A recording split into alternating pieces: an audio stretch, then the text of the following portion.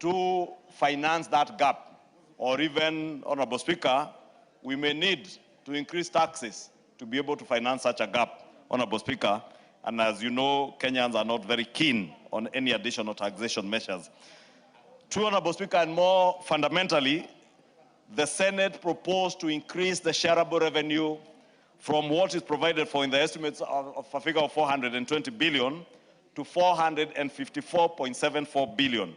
And therefore, they're increasing the shareable revenue by a further 34.74 billion. And this, Honorable Speaker, they propose that this shareable revenue, being increased as part of the equitable share for county governments, be deducted from the national government share of shareable revenue. What that means, Honorable Speaker, for the benefit of the member for Kisii, Honorable Donya, and the member from Meru, the Honorable Dorothy Kiara, for your benefit, what this means is that if 34 billion shillings is to be deducted from the national government share of shareable revenue, even Honorable Osoro and Honorable Millie Odhiambo will lose. Because it will mean you have either to reduce your NGCDF, your NGAF. Majority Leader, that's a clever way of calling members to order. Yes, Honorable Speaker, because I could hardly hear myself. You know, when Osoro speaks to Millie and Osoro speaks in a very animated manner, you get distracted. So I was calling them to order. But also to inform them that if we were to agree with the Senate, it would mean then that we reduce the amount of school capitation money that is going to pay school capitation to children. It would mean that the 9 billion shillings, the 8.994 billion shillings, that is being appropriated to take care of healthcare workers under UHC, then has to take a cut. Because if you increase the shareable revenue going to the counties by almost 35 billion, something somewhere has to give in. The Senate has proposed that the national government gives in. The national government share of revenue is what NGCDF shares from. It is what NGAF shares from. It is what the Ministry of Education shares from, to be able to have capitation in schools as children open schools, as happened this time. It is what we will give to the UHC workers. It is what will take care of the completion of projects. And honorable members, I was drawing your attention because remember, this is your last substantive budget in this parliament, this budget. Because the next budget that we will do in March, April next year will be implemented from 1st of July when you'll be out there campaigning. So if you have projects that you want to complete under the national government, this is the budget to complete.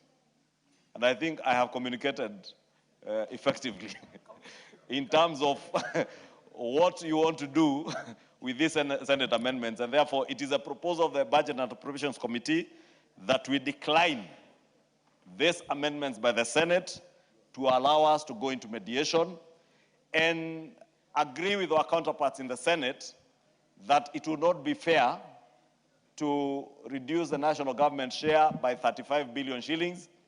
Then in the same spirit say, in case there is any shortfall in revenue, it is only the national government that can bear that shortfall in revenue. Honorable Speaker, we are living in very uncertain times. 6 months ago, we didn't know that there will be a war in the Gulf region. We never knew or imagined that anybody could close down the Strait of Hormuz, and we assumed things would move on normally. Today, we are confronted with a global crisis around the Strait of Hormuz and the war in the Middle East. The disruption that it comes with, Honorable Speaker, in terms of the trade routes in and out of the Middle East and connecting to other destinations in Europe, in Asia, the ramifications will be felt not just now, but even over the next many months, Honorable Speaker. And we do not know when this war will end. Therefore, Honorable Speaker, when we talk of a possible shortfall in revenue projections, it is a possibility.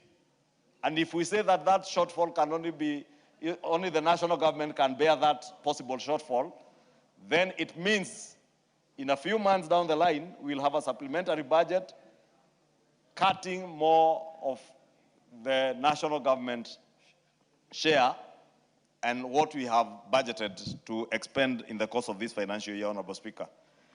These are no ordinary times, Honorable Speaker, and these times call for leadership. When I speak about leadership, Honorable Speaker, I say that bearing in mind what the Honorable Junet was saying here.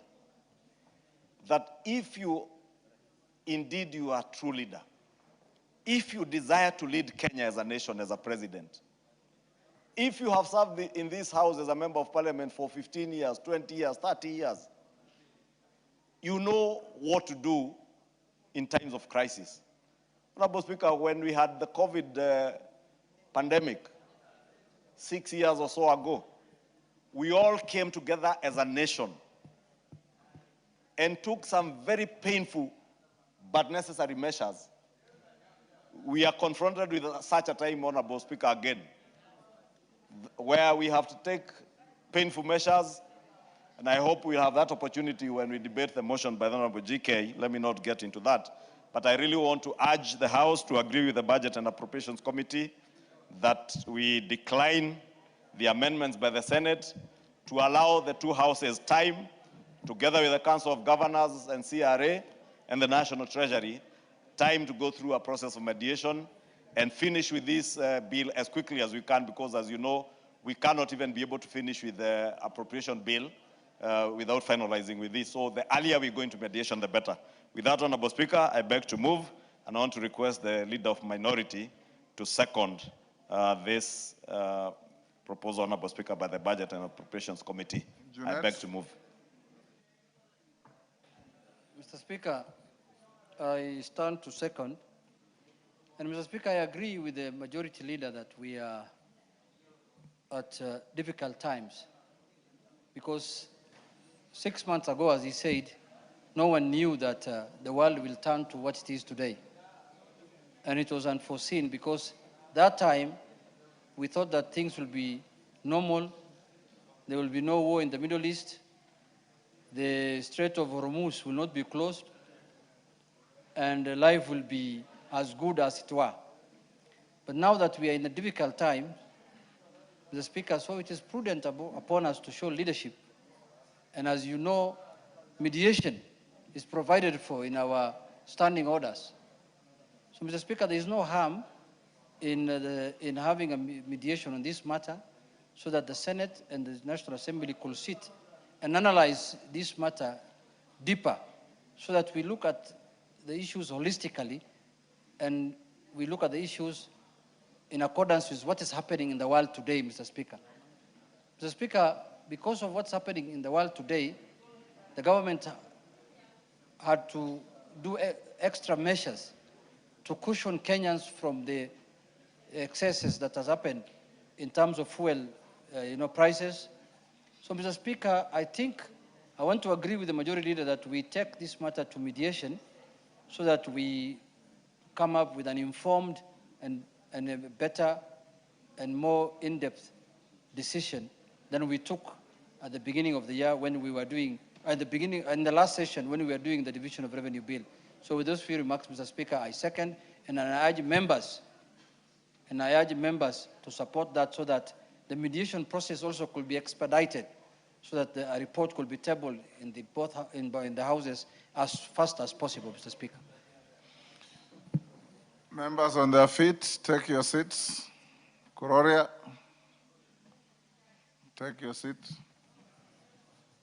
Honorable members, I now propose the question at order number 15, which is that the Senate amendments to the Division of Revenue Bill, National Assembly Bill number 2 of 2026, be now considered. I see Ndindi Nyoro wants to speak. Thank you very much, Honorable Speaker, for giving me this chance. And Honorable Speaker, I call upon all of us as members in the National Assembly, because clearly this issue is headed for mediation, that it is important that we also be considerate as the members of the National Assembly to also our county governments, Honorable Speaker, there is a rise in terms of the revenues of Kenya from last financial year to this current financial year, nominally to around 8 to 10% in terms of those revenues. Honorable Speaker, also in terms of the cumulative budget, we will now be considering a budget of around 4.8 trillion Kenya shillings, a figure we have never considered in this House before. And therefore, Honorable Speaker, my call is that we must support devolution and be seen to actually support it. Because we have actually maintained the same amount we gave to our county governments, the shareable revenue of 420 billion Kenya shillings. Honorable Speaker, we are proposing to sustain the same. And I don't think that is fair, Honorable Speaker, and especially given that the inflationary pressures alone, we will be talking at around maybe over 5%, Honorable Speaker. It is important, Honorable Speaker, that as we consider these kind of matters, let us not personalize. When we personalize that we are giving this money to specific governors, we are likely, Honorable Speaker, to be subjective. Yes, there's a point of order. First, we have not yet even voted whether we are sending this matter to a mediation or not. You have not put the question yet. Number two, Mr. Speaker, I want to inform the House that it is this House that in the last financial year that increased revenue shareable revenue of the counties from 385 billion to 415 billion shillings, Mr. Speaker. Mr. Speaker. It's on record, Mr. Speaker. We are the owners of devolution. We know how devolution works, and we want to support devolution. So that is why, we want to send, because it is the Senate that has given this figure. It's not the National Assembly. They have said that they want to increase this revenue to 454 billion. It doesn't mean that we have to agree with them in totality. We can decrease or we can increase in accordance with what is possible. But Mr. Speaker, let us not also use this as a political, let us not politicize this process. Yes, the majority leader can inform me as a distinguished former chair of the budget committee, not the one we removed. Honorable Speaker, I wanted to inform the Honorable Junet that indeed the former chair of the Budget and Appropriations Committee, the Honorable Dindi Nyoro, stood in his place in this House when we were passing the shareable revenue last year and pretended that this is not the only amount that we are taking to the counties. And if I remember well, Honorable Dindi Nyoro was speaking about a figure of 476 billion. It's in the Hansard. And therefore, Honorable Speaker, in the same spirit, using Honorable Dindi Nyoro's words, I had just said when I was moving, there is some 8.94 billion that had been left out in the bill by both houses. And therefore, 420, the Honorable Dindi Nyoro is simply being intellectually dishonest because he knows. And there is no more dangerous thing than when those who ought to know better seek to misinform the country for political gain, Honorable Speaker. Because the Honorable Dindi Nyoro knows that 420 billion, as proposed, is not the only money that goes to counties. Two, Honorable Speaker, to remind Honorable Junet and to inform him that when we sat with him under the broad-based government arrangement, part of the 10-point agenda is to progressively move the shareable revenue to even beyond 450 billion. And we are on course, and we are working on that, Honorable Speaker. But we must also be reasonable as leaders, and that's why I said, Honorable Speaker, earlier, that this is such a time that calls for leadership, not political posturing. The easiest thing to do is to posture politically. That is why, Honorable Speaker, the Honorable Dindi Nyoro will purport to be writing to you to recall the House when he knows he cannot recall even the Murang'a County Assembly, leave alone the National Assembly. And it is good in the clerk's advice to the Honorable Dindi Nyoro, he informed him that even if you were to recall the House, Honorable Speaker, this House ideally would have sat today. Looking at the dates when he wrote the letter, if you are the leader of majority or the leader of minority, was he to recall the House would have sat today, the same day we are supposed to resume business. And therefore, Honorable Speaker, I don't want to call my brother dishonest, but political posturing is a very dangerous thing at a time when the nation calls for leadership. Dindi? Oh. Then wind up your point of order. Yeah, Mr. Speaker, first I want to wind up by thanking the former chair of budget and the majority leader, Kachin, the majority leader, for informing me, Mr. Speaker, properly on issues that I think are important. Mr. Speaker, in conclusion, I want to say that Honorable Ndidi Nyoro is talking about governors. We are not discussing here governors, which governor is going to get what and what. That will come in the other, in Dora. The one that is Kara, the one that is coming from the Senate. Mr. Speaker, as the majority leader has affirmed here, we are on course as the broad-based government because we have increased the revenue shareable revenue from 318 to 415. Order, Irene Mayaka, what you have done is not right. Go on. Speaker, the covenant agreement between us in the broad-based government, that is, one of them is to strengthen devolution. And Mr. Speaker, that is why in the last financial year we increased it by a whooping 30 billion shillings, Mr. Speaker, in one financial year. And as the majority has said, 420, what is being proposed now, is not the only money that is going to counties. We are going to make the staff, the workers who have been working for the counties now, permanent and pensionable in the new budget, Mr. Speaker. It's going to cost the government 9 billion again. There are conditional grants that are going to go to the counties, Mr. Speaker. In total, counties will get close to 500 billion shillings. Mr. Speaker, let Ndidi Nyoro not posture politically, let him wait for the mediation to happen. Okay, point made.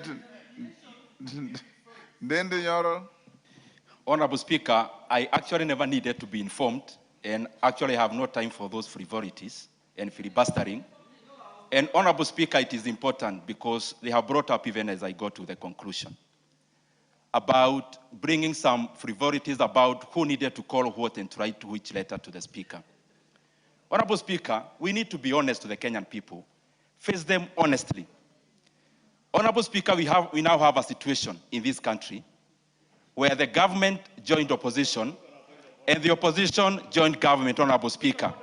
That even as we listen here, the majority side and the minority side leadership, Honorable Speaker, are required singing the same song, Honorable Speaker. And Honorable Speaker, in such a house of debate, there must be alternative voices, Honorable Speaker. Honorable Speaker, we are lying to ourselves, Honorable Speaker, and to the Kenyan people, that in this house there is a minority side and the majority side. There is none, Honorable Speaker. Honorable Speaker, yes. As the House... KJ.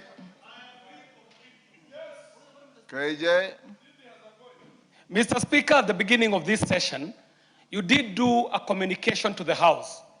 And for the Honorable Member for Kiharu to call what the process is frivolity is in fact an insult to the House, an insult to yourself, an insult to the rules and procedures of this House, Mr. Speaker. There is no way the rules of this House can be frivolities, and I think it would be in order for my good friend, Honorable Ndidi Nyoro, to at least respect the House, if not the people in the House, by withdrawing what he has said, because these cannot be frivolities, Mr. Speaker. Then will you wind up? Honorable Speaker, going back to the debate, I just call upon all of us, Honorable Speaker, to be honest to ourselves. We need our county governments to provision healthcare services. We need, Honorable Speaker, our county governments to provision all the devolved functions and give quality service to the same people we represent. Honorable Speaker, this cannot be done through politics. When we talk about substantive issues about money, Honorable Speaker, this is not about politics. And even if it's about politics and the Kenyan people benefit, so be it. Honorable Speaker, my take is this. There is 420 billion Kenya shillings on the table. And I needed no information from anyone to tell me that you'll also be debating the debate about conditional grants. That's not what I'm talking about. I'm talking about the motion on the table. And the motion is about shareable revenue. That we are sitting here, We have seen a climb in terms of an increase of budget in entirety. We are reading now a budget of 4.8 trillion Kenya shillings. But we come to this house and we want our county government to still get the same money they got last year in a situation where inflationary pressures alone have taken real money out of their pockets, Honorable Speaker. We must debate on, respectively, Honorable Speaker, that yes, as we propose the 420 billion Kenya shillings, that even the Senate is entitled to ask for the 34 billion Kenya shillings. We must meet somewhere, Honorable Speaker, because this is not about that specific governor. It is about the Kenyan people. I submit, Honorable Speaker. Yes, this I had advised the House that seeing what I see, this matter is headed to mediation. And if it is, that's what resolves the divergence of opinions between the two houses. And that being the case, you have an opportunity to deal with the mediated version when it comes. And this being the case also, once we pass this, order number 16 will collapse. So do we really need to flog this? No, the mover to be called upon to reply since there has been debate. 1 minute to mover. Thank you, Honorable Speaker. Honorable Speaker, as I reply, Honorable Speaker, it is good to indicate, as you have rightly put it, that what is being said here is premature. And the leader of minority had aptly captured it. Because, Honorable Speaker, the 420 billion is what has been proposed. The mediation process is a give and take process. Doesn't mean that that is the end of it. The mediation process is when we come as leaders and agree that it is possible to increase from 420 not to 454. What is the reasonable figure?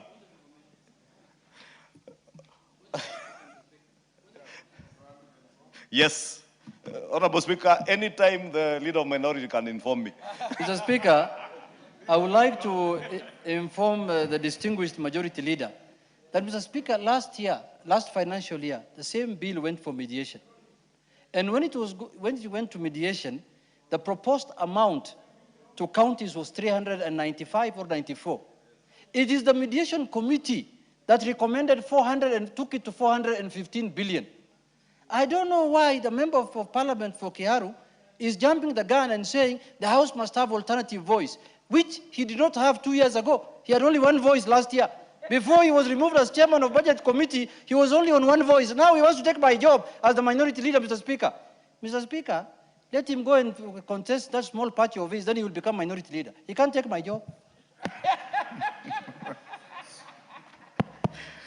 Honorable Speaker, I am well informed that it is, and it's actually true, that we got to 420 out of a mediation process. And that is what we are inviting the House to do, to go through a mediation process where we will nominate very serious members of this House. Very serious members.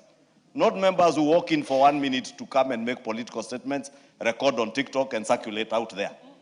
Serious members who sit in committees, articulate issues, weigh issues, and come up with a decision that is good for devolution, that is good for this country, and for a time such as this when the nation calls for leadership. Finally, Honorable Speaker, frivolities, Honorable Speaker, is when an elected member of this House, knowing very well the provisions of our Standing Order 29 particularly, on the recall of the House, in engaging in frivolous activities, does a letter to the Speaker, knowing very well that he has no such powers. And before even the Speaker receives that letter in his office, the member, in his usual frivolous nature, has circulated that letter on social media, leaked it to media houses in this country to make the House look bad. I would dare say, shame on you. Shame on you. Because we have seen these things from a previous senator of Muranga. You do letters and sneak them to the media. If you write to the Speaker as a dignified member of this House, write to the Speaker, wait for the Speaker to reply to you, because the Speaker, as you indicated, Honorable Speaker, you directed the clerk to inform the member that in line with our standing orders, it is only the leader of minority who could do that, or the leader of majority. But more importantly, Honorable Speaker, was what was pointed out in your reply and your communication today, which I must say was not frivolous. You are reminding the member of Kiharu to read his standing orders. That even if you were to recall the House would have sat today. The same day the House was coming into session. I will invite the member for Kiharu to sit around this time, have the patience to listen to proposals by the distinguished member Fondia, the chair of the Transport and Infrastructure Committee, and another distinguished high-ranking member of this House, the Honorable Gekaria, who have sponsored that motion, and contribute to how we can move this country forward and leave alone political posturing for the sake of frivolous politics out there. We will have time to deal with your frivolous politics out there when the time comes. I beg to reply. Honorable members, I'll now put the question at order number 15, which is that the Senate amendments to the Division of Revenue Bill, National Assembly Bill number 2 of 2026 be now considered. As members of that opinion say aye. Aye. Will those of the contrary opinion say nay? Nay. The nays have it.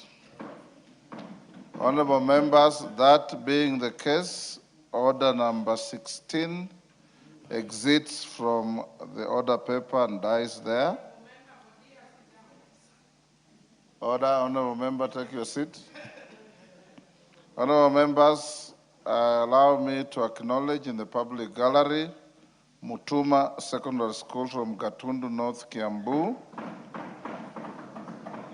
Golden Angels Education from Embakasi East, Nairobi. In the Speaker's Gallery, we have Kiserian Girls School from Kajiado, North Kajiado. Kieni Girls High School from Runyenjes, Embu. And teachers from North Carolina State and team from North Carolina State University, USA. On my behalf and on behalf of the House, we welcome all of you, the students, their teachers, and those accompanying them, and the teachers from North Carolina to the House of Parliament. Honorable members, it's now 4:19. I had directed that we got this motion of adjournment at 4:15. We have exceeded by a few minutes.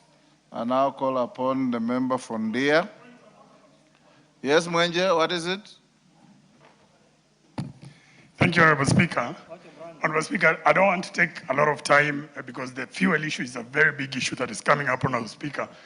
And I think it's important we discuss it. But I was wondering, Honorable Speaker, at what point you'll allocate time to discuss a less important issue, but all the same important, because, Honorable Speaker, over the weekend, the Arsenal won the league for the first time in 22 years, Honorable Speaker.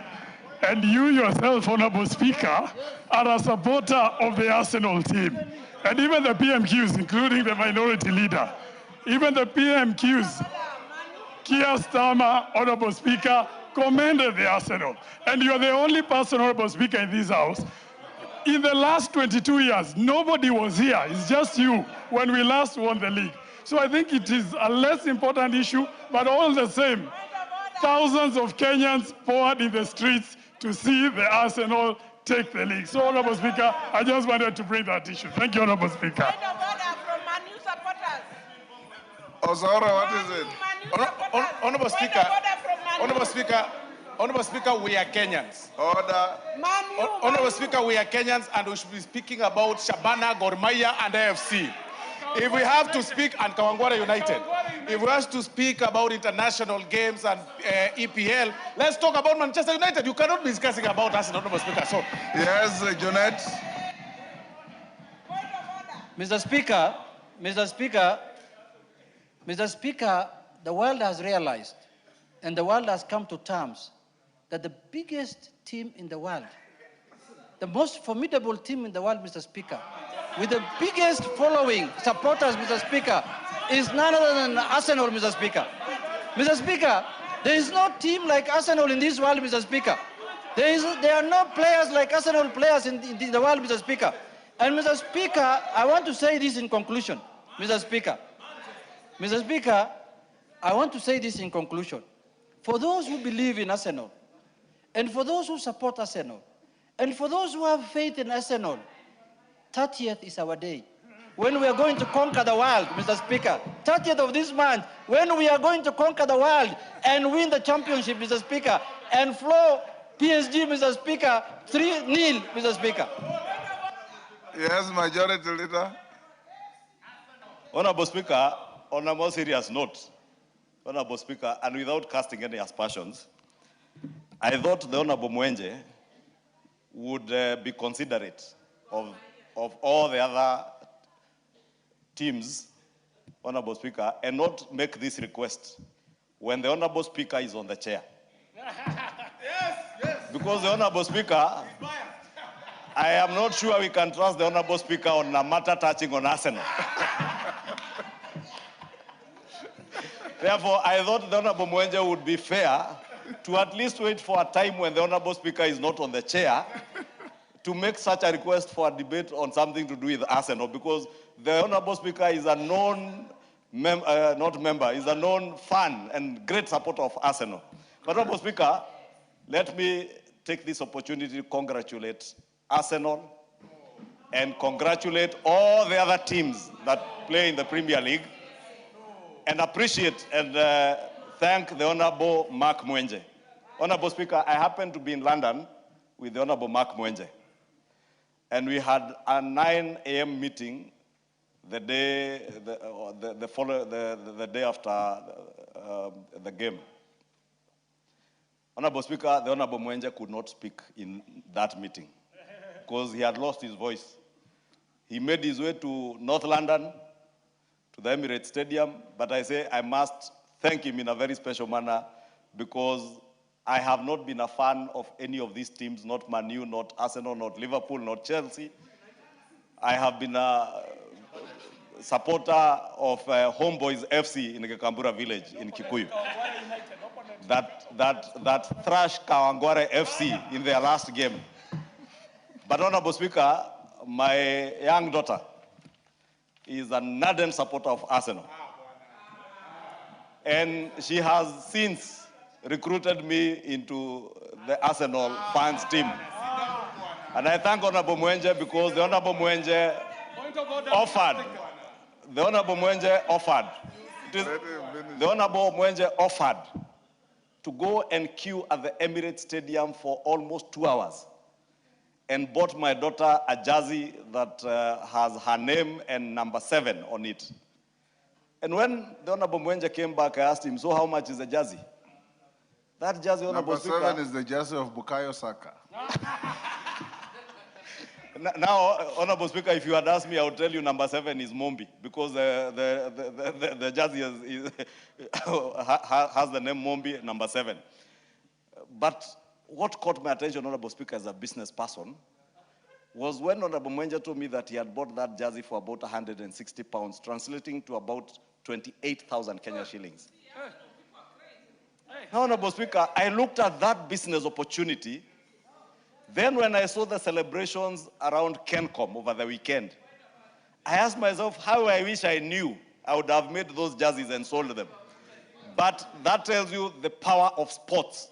And the Honorable Mwenje, I would challenge you now to have a motion that will, or even a bill that speaks to how well we support our local teams, how we use our sports fund not just to develop infrastructure, but also to make sure that all our federations are properly run and we keep politics out of our football and other sports federations, because sports, Honorable Speaker, is the next frontier of investments, Honorable Speaker, in terms of areas and spaces where people can make money. And with that, Yes, Honorable Millie. Speaker, congratulations to Arsenal Millie. and thank you, Honorable Mwenje. Yes, Millie.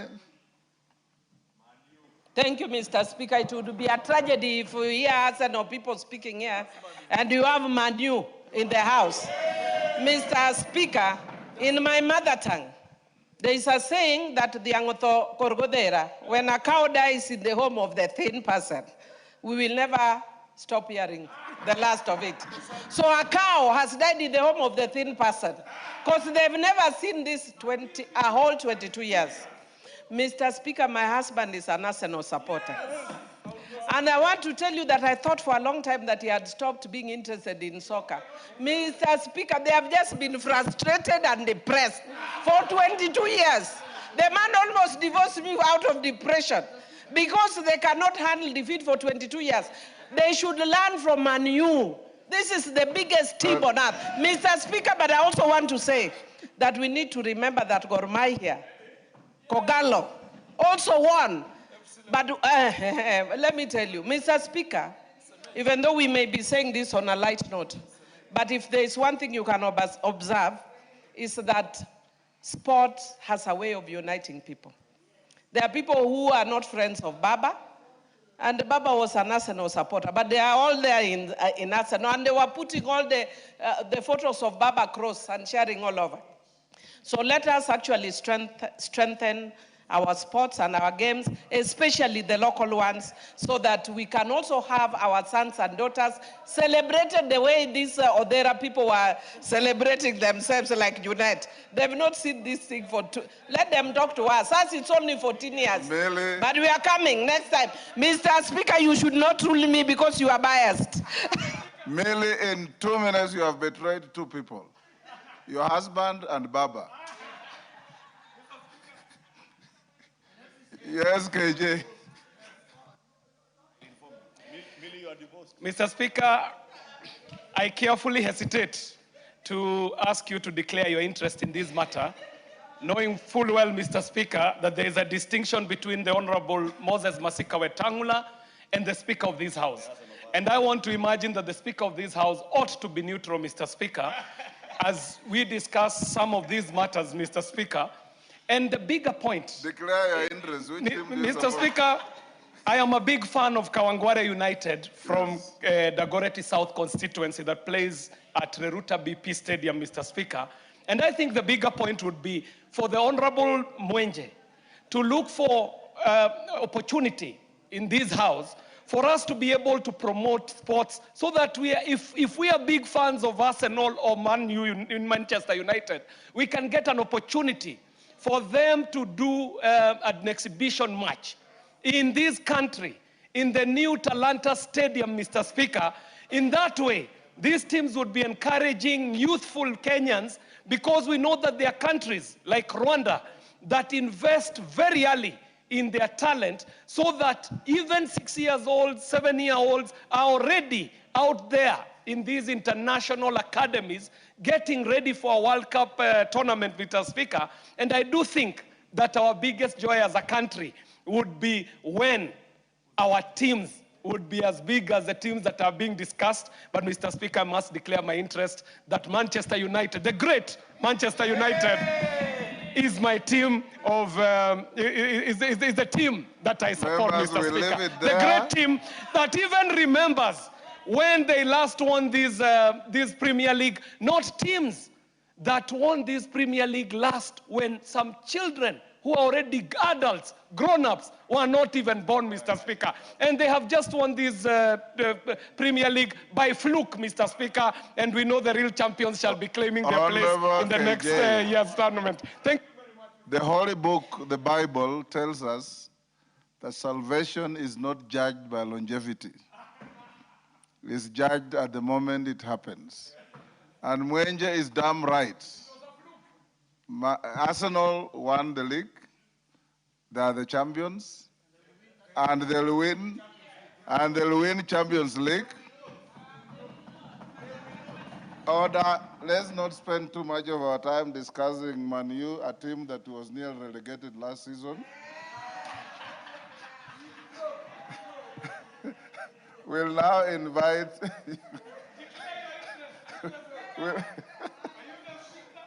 Yes, Irene Mayaka, what is it? On the same issue? Yes, Honorable Speaker, you know I'm known in this house as the champion of local soccer. And just as Honorable Millie said, in as much as we understand that no Arsenal fan has been able to actually say congratulations to their team since the inception of social media, because that's the last time they won. But also, Honorable Speaker, Gor Mahia has won 22 record titles. So we also need to acknowledge them for that. And Honorable Speaker, just to the point that Honorable Ishungwa said about us supporting and championing for bills and legislations that are actually supporting sports in this country, is to say that I am looking forward to this House supporting my criminalizing match fixing bill that is soon coming to the House, so that we continue supporting soccer in this country. And finally, Honorable Speaker, the Harambee Starlets have a game against Uganda on Saturday, that when they win this game, they will be participating in the World Cup for the women football. So I'm urging all the members of this House to come on Saturday to Lindsay Sports Complex so that you can also support our girls to win. Wanjala? Wanjala?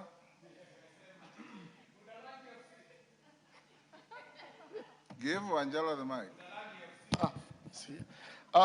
Honorable Speaker, the people of Budalangi were all on the streets, Honorable Speaker. I didn't know that they were all supporting Arsenals.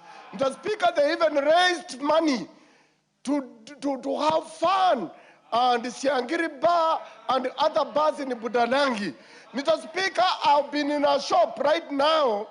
I went to buy an Arsenal attire. Mr. Speaker, the line that is there, the shop is full, and the shop is called East-West Sportswear on Moi Avenue.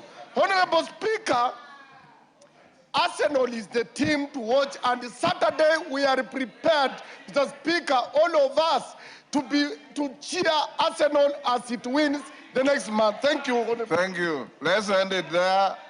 Order. Mwenje, you are so right. Arsenal brought 1 million Nairobians to the streets of Nairobi to celebrate their victory. GK, my interest, Millie, is the most poorly guarded secret. My support for Arsenal.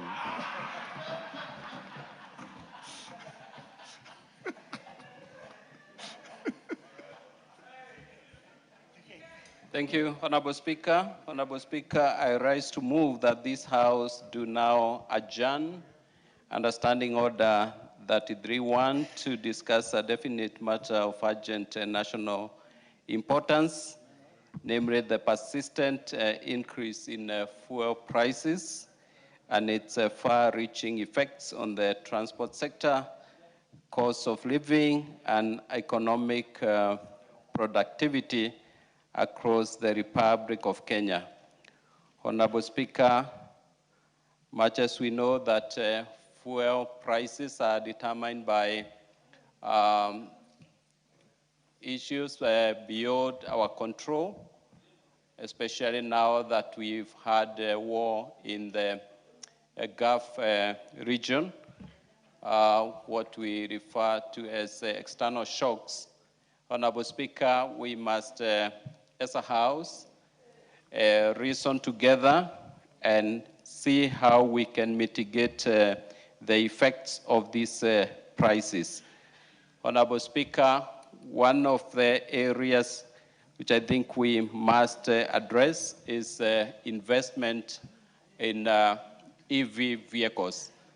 And I know we would want to reduce import prices or import tax for electric vehicles, but I would be happier if we invested in manufacturing of those vehicles here in the country so that we can create job opportunities for our young people. Two, Honorable Speaker, we need to invest in bus rapid transport corridors and commuter railway capacity so that the prices don't hit us as hard as we have experienced. And Honorable Speaker, the third thing that I believe we need to do to address the shocks is to increase our fuel reserves. Currently, our fuel reserves can only carry us for about 20 days, less than a month. In many countries that we admire, middle-income countries like Singapore, Malaysia, South Korea, these countries, even South Africa, their reserves can go up to 2-3 months. And so there is, Honorable Speaker, this is an area where we need to put in more money, especially now that we have a national infrastructure fund, so that the effect, whatever happens outside the country, especially in the areas where we import fuel, we can get a bit of a buffer. And Honorable Speaker, the last thing that I believe we need to do to lower the effects of fuel prices is to diversify our sources of fuel. Currently, we are importing fuel from the Middle East, but countries that are not feeling the pain that we are experiencing have diversified their sources, and I believe we need to do so. But now coming to my area, transport sector, Honorable Speaker, I know there are some people who have tried to politicize the fuel issue, and this is really not a time to bring in a lot of politics in this area. Some have even suggested that we do away with the taxes and levies that is charged per liter of fuel. But I think this will not help us. It will even make the situation worse. This fuel levy, are what we call RMLF, is what we have used to securitize resources, and we've been able to raise resources to jumpstart our roads. And you know, Honorable Speaker, we had a big issue with the stored road projects because of unpaid bills, pending bills. Honorable Speaker, with the creativity of this government led by His Excellency the President, we were able to we've been able to pay all the pending bills, and now almost all contractors are back to work. So, Honorable Speaker, if we do away with the fuel levies, it means that we will go back to the problem of pending bills. And Honorable Speaker, if we do away with the fuel levies, as has been suggested by some of us, and we will have a problem with our vehicles will get into problem because of potholes. So, Honorable Speaker, we need to balance this challenge with these suggestions and contributions so that we don't do away with the fuel levy and incur costs in maintenance of our vehicles, because we are again importing these parts. So, Honorable Speaker, I would wish the House comes up with the concrete steps, concrete measures that will mitigate these negative externalities to our economy and help Kenyans to be able to carry on with their daily activities without feeling the pain of fuel. I saw, Honorable Speaker, the other day in our neighboring countries, I don't want to mention their names, their citizens struggling to get fuel. Here we're talking about prices, high prices, which is of course something that we need to work on, but there are some quotas, there are some countries that do not even have a liter of fuel. So I want to appreciate the efforts made by the government to avail fuel to our economy, because without fuel, we will have a bigger problem. Honorable Speaker, I beg to move and ask my committee member, Honorable Kibet Komingoi, to second. Thank you, Honorable Speaker.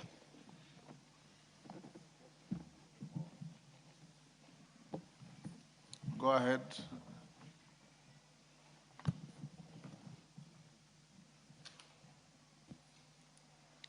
Honorable Speaker, as I stand to second this motion, it is no doubt, Honorable Speaker, that there are disruptions in commodities and in fuel supply in the whole world, and in particular the sections of our continent.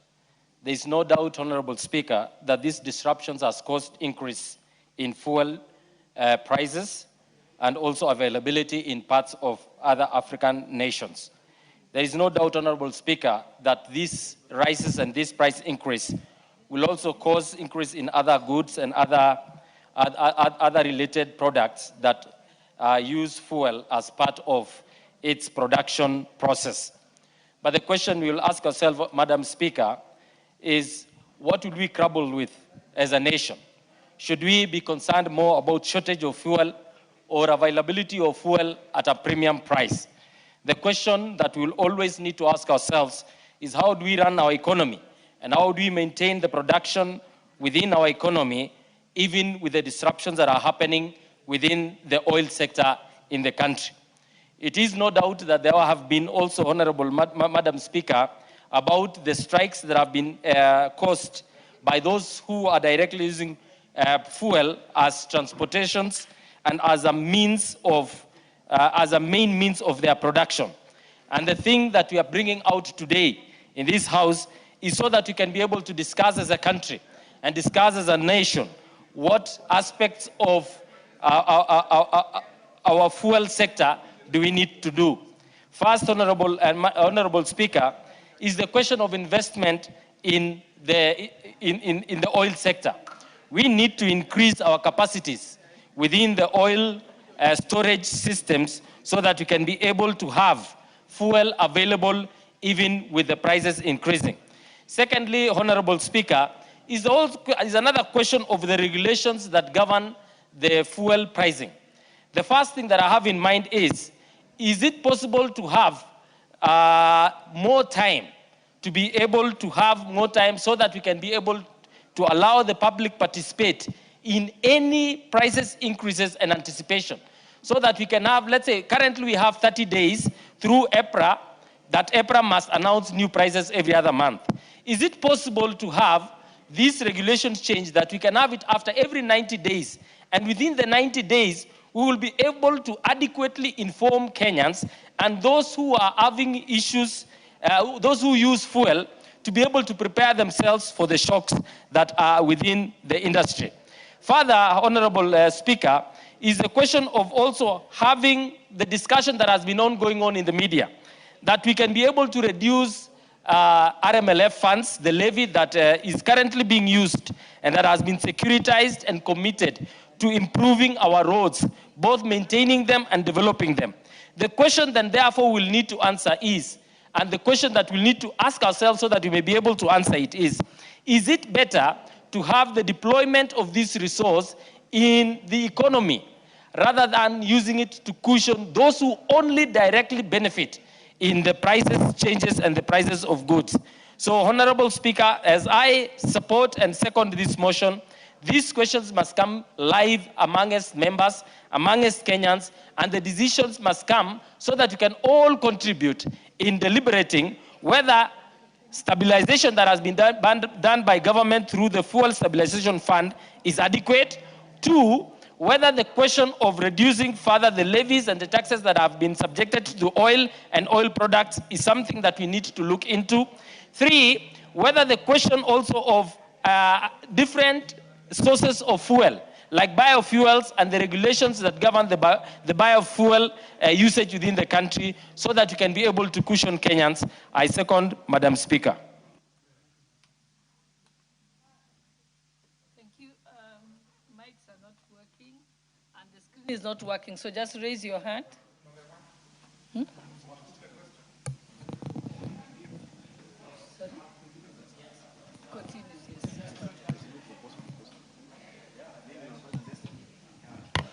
What did I say?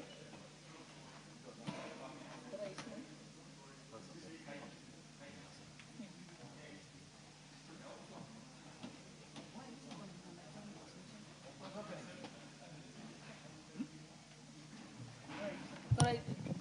Honorable Janet. Okay. Yeah, let's get to Honorable John Murugara, then we'll come to Honorable Otiende, then we'll come to Ndindi. All right. Thank you very much, Madam Speaker.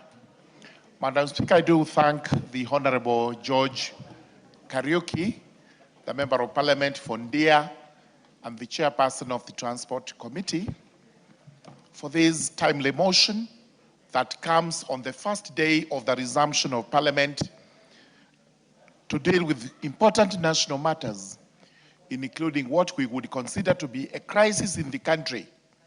The fact that to ordinary Kenyans and to almost every Kenyan, the price of oil products, including petroleum and the other fuels, becomes unaffordable. It is very important that we discuss as a House, because we were sent here by our voters, the citizens of this country, 55 million Kenyans, to represent them on matters as important as this. Honorable Speaker, it goes without gainsaying that in fact the prices of petroleum products, the oil products, have actually drastically gone up. And we have various reasons that are being given which are truthful, and some of them cannot be disputed. The first one is that the war that is in the Far East between Iran and the US, and the closing of that strait where ships carrying oil do pass, has led to inflated prices of oil products, as a result of which pump prices in the country have also gone up. So whether we like it or not, we have to face this as reality. It's important I let this country know that some while ago I was in the UK and was privileged to visit the House of Commons. And the entire Wednesday, which is the Prime Minister's question time, in the morning, the questions that members were asking is how the UK can deal with increasing oil prices. So it is not just in Kenya where this is being experienced. It is countrywide. Even those countries that have the lowest prices, those prices have actually gone up. Therefore, as we debate, we cannot distance ourselves away from the rest of the country. It is reality. We must take it. We must have it. And therefore, we must explain to our citizens, to our fellow Kenyans, what exactly is the cause of the inflated high fuel prices. The second reason that is given is that in our country, we do have many, many levies and taxes that are put on oil products. And there may be evidence regarding this. It may be true, but we must also debate, because not long time ago, we have taken the time and the energy to ensure that we deal with the laws and regulations that reduce taxes on oil products. And recently, we had the reduction moving from 16% to 8% of VAT. That is a positive act for which this House should be commended. Number two, we have also made attempts to subsidize oil products so that the prices on our pumps can also come down and our citizens are able to afford those oil products. And this is what was done recently. There was a slight reduction. It may have been marginal, but the truth is there was a reduction. So as we debate today, is there anything we can do about the war in the Gulf states? We may not do anything about that, but we can do something when it comes to considering the levies and taxes that are actually put on these products. If there is any of them that we as a house can interfere with by bringing it down to lower the prices, nothing should stop this house from doing so, but bearing in mind that we need the taxes so that we are able to develop our country, and especially the taxes on oil products which go towards development of our roads. I do support this adjournment motion and urge this house to debate it soberly so that we are able to find a solution that is going to be of benefit to the people of Kenya. Very well. Honorable members, this adjournment motion has been moved as per Standing Order 33. Every member gets strictly 5 minutes, unless by the leave of the House. Honorable Karoli. Thank you very much, Honorable Speaker, for the opportunity to speak on this important matter. A very clear example, very clear proof that Kenya is doing something wrong when it comes to managing its petroleum imports is the fact that when you look at our prices, Kenya is actually an outlier in the region. And this is so notwithstanding the fact that Kenya has several advantages that should make its oil products more affordable. We have geographical access to the sea, we have better petroleum infrastructure, we have more oil multinationals, we have better storage and pipeline infrastructure. Nonetheless, as of today, the inflation has climbed to 5.6, largely due to high cost of fuel. The economy has had to absorb about 20 billion shillings in 2 months over increased cost of fuel, and the economic growth forecast has actually been revised downwards to about 5%. And if you look at the prices, let me just give the House some comparisons. In Uganda, in Kenya, petrol is 214.25, diesel is 232.92. In Uganda, petrol is actually 200. While diesel is 199, equivalent of Kenya shillings. In Tanzania, petrol is 190, diesel is 189. Rwanda, petrol is 230, diesel is actually 225. And Ethiopia, I would not want to use that data because it is heavily subsidized. But if you look at the global comparison, on average, the global price of petrol per liter is about equivalent of 188 Kenya shillings, while global average for diesel is about 204 per liter. While in Kenya, as I've said, is 214 for petrol, which is 13.6% higher than the global average, and diesel at 232, which is about 17% higher than the global average. That clearly demonstrates that there's something Kenya is doing wrong. And Honorable Speaker, it is important that we understand what is wrong that we are doing. There's this animal we call G2G, which was introduced about 3 years ago for fuel imports. It lacks transparency. It has not secured competitive prices. What the experts will tell you, better market price discovery. Why? When you import oil, there's an item called premium. Premium is where the competition is. That is where the suppliers compete. Under the G2G framework, which was not fully disclosed to this House for interrogation, the premium was fixed at $110 per ton. That premium in global markets fluctuates. It's like the rate of exchange or exchange control, foreign exchange. In our case, it has been fixed for 3 years at $110 per ton. The global average for premium has been $60 per ton, meaning Kenya is paying over $50 more per ton. The regional average has been about $80 per ton, but ours has been fixed at 110. That is where the theft is. That is where Kenyans are being squeezed and are being conned on oil prices. And it is time to audit the G2G framework and to revise it and make better price discovery possible by allowing competition on what is called premium. If we don't do that, then we are conning Kenyans, and we have been doing it for 3 years. It is now time to call a spade and say the G2G has created a non-competitive market for oil procurement in this country, and it is time to audit and revise it. Secondly, The off-takers under the G2G framework is Gulf Oil, which is a small oil marketing company without the necessary wherewithal to bring into the market the place of better infrastructure, better storage, and the rest of them. Thirdly, Honorable Speaker, we are making a big mistake.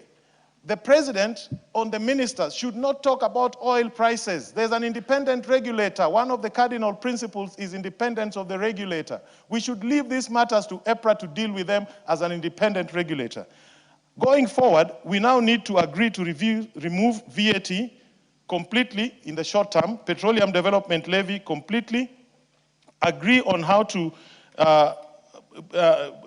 establish strategic petroleum reserves by using either local tankerage facilities or offshore, where when prices are low, we buy. But most importantly, we need to allow the regulator to review the prices more frequently. Instead of the 30-day turnaround, we could do it within 14 days, so that when the price benefits, the consumer...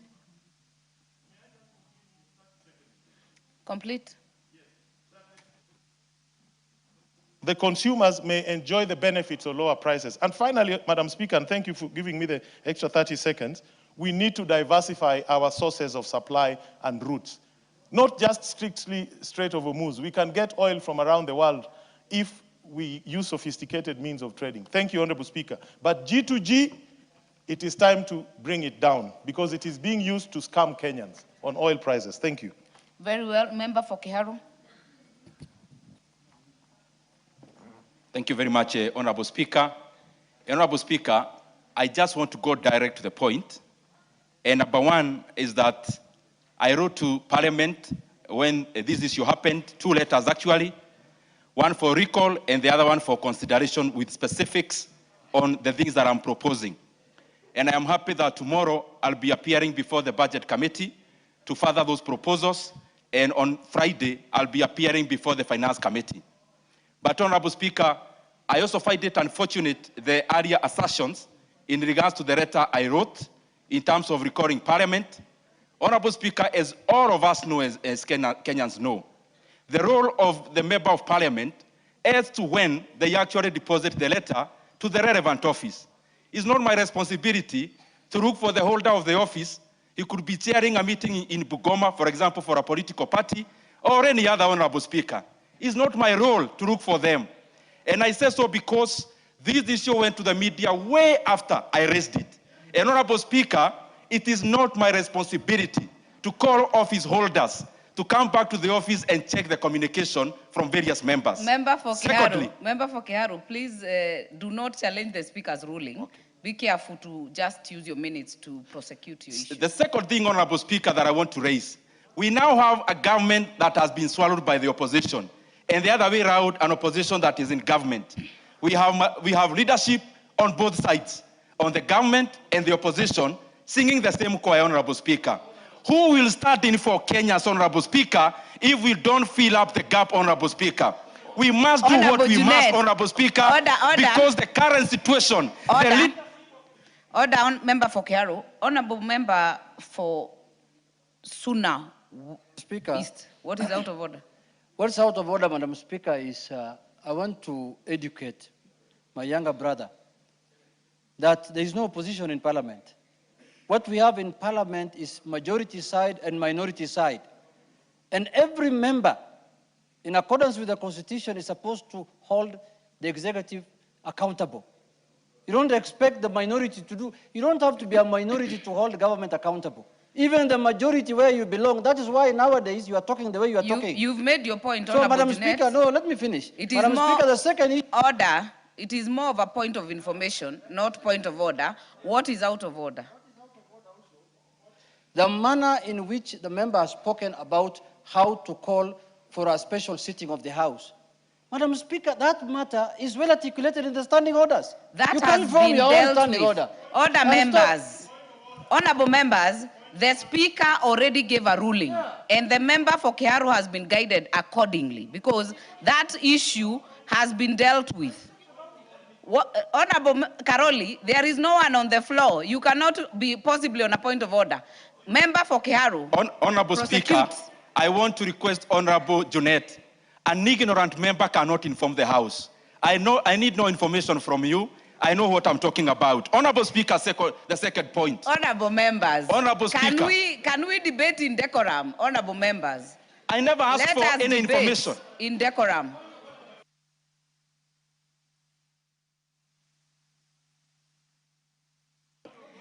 There is no one on the floor so far.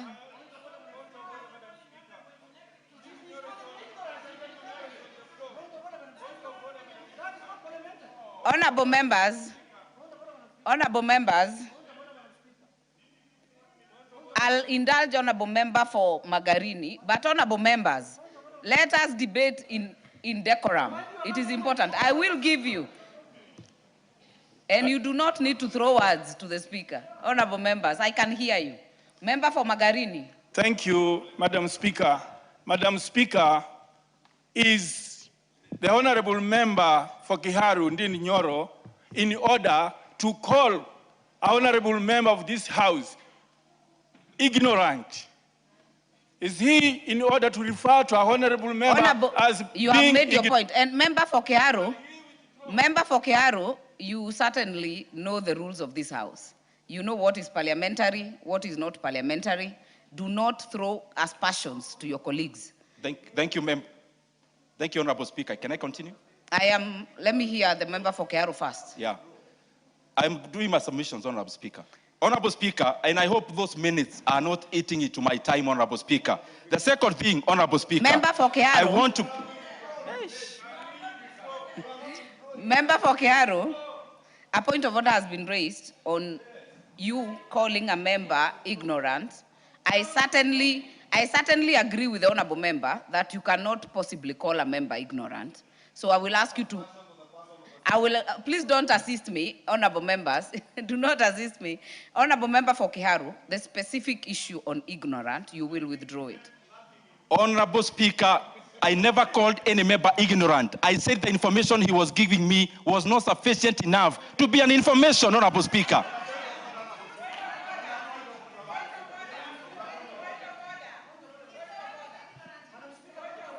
I'll give majority leader, then I'll give a minority whip. Honorable Speaker. I'll give you. Honorable Speaker, you know, I had retreated to my office to attend to other business, but I had to come back quickly. When I had the member for Kiharu cast aspersions on the person of the Speaker, because you do not need to name anybody by name. But what you say could be casting aspersions, and I thank you, Honorable Speaker, because you guided the member that he cannot and he must never cast aspersions on the Speaker or any other honorable member. Two, Honorable Speaker, the issue raised by the minority leader was not you can rise on a point of information to inform the member who is on his feet. The member for Kiharu was not being informed.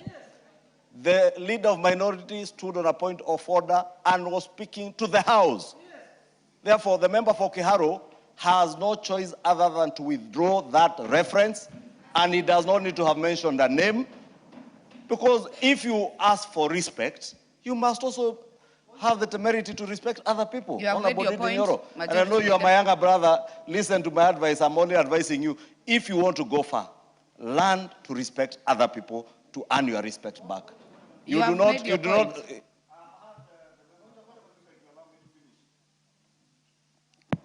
Honorable Speaker, I was saying, Honorable Speaker, through you to the member for Kiharu. When another member raises in his place to inform the House on anything, whether it's on a point of order or a point of information, just be patient. The member for Kiharu this afternoon asked the House that we must, something I agree with him fully, we must allow dissenting opinions. That is why this is a chamber for debate. This is not a church where we sing choruses. But saying the person who was informing is ignorant or is... The Honorable Junet was not informing you. Junet informs more serious legislators. You have made your point, Millie. Thank you, Madam Speaker. Madam Speaker, Honorable Ndindi Nyoro has indicated that he did not use the word ignorant. And I think you can prove that from the House. Even when you are disagreeing with other members, you must disagree respectfully. Because, Madam Speaker, there's a lot that we can say if we were to go that direction, Madam Speaker, if Honorable Ndindi remembers when we were in the budget committee, I told him, wade carefully in this house. One day you might find yourself not as the chair of budget and with me as the chair of budget before this parliament ends. Mr. Speaker, the only wrong thing I got was it's not me who's chair of budget, but he's sitting as non-chair of budget, and Atandi is the chair of budget. So I just want to encourage you, my brother, we've been there, done that, got a t-shirt. Even when you are debating, respect other honorable members. And Madam Speaker would call that we check. If indeed he called Honorable Junet ignorant, he needs to apologize so that is purged. Because his constituents did not elect him because he's ignorant. That's not up to No member is Ndindi. ignorant. I'm with you, Honorable Millie. Junet? Madam Speaker, Madam Chair, first, this is a house of record. I stood up on a point of order. I did not request you to give me a point of information because Honorable Ndindi is one of the least people I can inform, Madam Speaker, because we don't have that relationship of informing each other. But I was standing on a point of order to bring to your attention, and you asked me twice, what is your point of order? Twice on record. And I told you one is about the issue of how to recall the House for a special sitting, because he was disputing what the substantive speaker had said. Secondly, was the issue of, there's an issue I raised with him about what were some of the issues he raised. Now he has turned the whole thing that I'm informing him. Why should I inform him? I don't come from Kiaru. Why should I inform you? And Honorable I don't intend to live in Kiaru. I have heard all of you. And the one thing I agree with is what Majority Leader and all of you have said. We must maintain decorum in this house. We do not have to all agree, by the way. But Member for Kiharu, on one thing that I will fault you is that I heard you clearly say an ignorant member. I will want you to withdraw that on record, and then you can proceed and we can hear the rest of your submission. Honorable Speaker, I would require that we actually take on the Hansard kindly, because I also recall I was insinuating on what he said, not the person, Honorable Speaker. And clearly, as you actually ruled yourself, Honorable Speaker, the member was out of order, Honorable Speaker. But for the continuity, because you are executing a very important issue, I withdraw, Honorable Speaker. Honorable Speaker, going forward. I ordered withdrawal, not apology. Yes. Go on, Honorable Member for Kiharu. Honorable Speaker, my proposal is as follows. If we check the landing cost of both super petrol and diesel in Kenya, Honorable Speaker, taxes in terms of petrol account for 74 shillings and diesel account for close to 70 shillings, Honorable Speaker. And my proposal is simple, and the decision lies on this House. One, Honorable Speaker, is that we must make a decision now to lower pump prices, or we are going to deal with a much more sticky situation to our economy in the future. Honorable Speaker, when prices are rising, it is temporary, because the issue that is there globally is temporal. But there are decisions we can make that will affect our economy in the next many months to come, Honorable Speaker. Some of the variables of the economy, for example, take one, like fares. When we raise the prices of fuel, commensurate, the fares go up. But Honorable Speaker, even when the global oil prices will be going down in the next few months, Honorable Speaker, it will be highly unlikely that you are going to realize the downward trend in terms of fares. Because some of these economic variables are sticky in terms of coming down. And therefore, Honorable Speaker, I'll be appearing before Budget Committee and Finance to give these proposals. One, in the next 6 months, that we exempt fuel products from VAT, that is, we exempt the 8% that is there. Honorable Speaker, that you bring the cost in terms of pump by 15 shillings and 17 shillings respectively in terms of diesel and petrol. Secondly, is that, Honorable Speaker, we bring down RMLF by Kenya shilling 7. Honorable Speaker, these are not all the taxes. RMLF is 25 shillings. I'm just proposing 7. Honorable Speaker, the other thing does not require even us to debate. And that is, we lower the margins of the importers and the people involved in the oil business. And I'm proposing 4 shillings.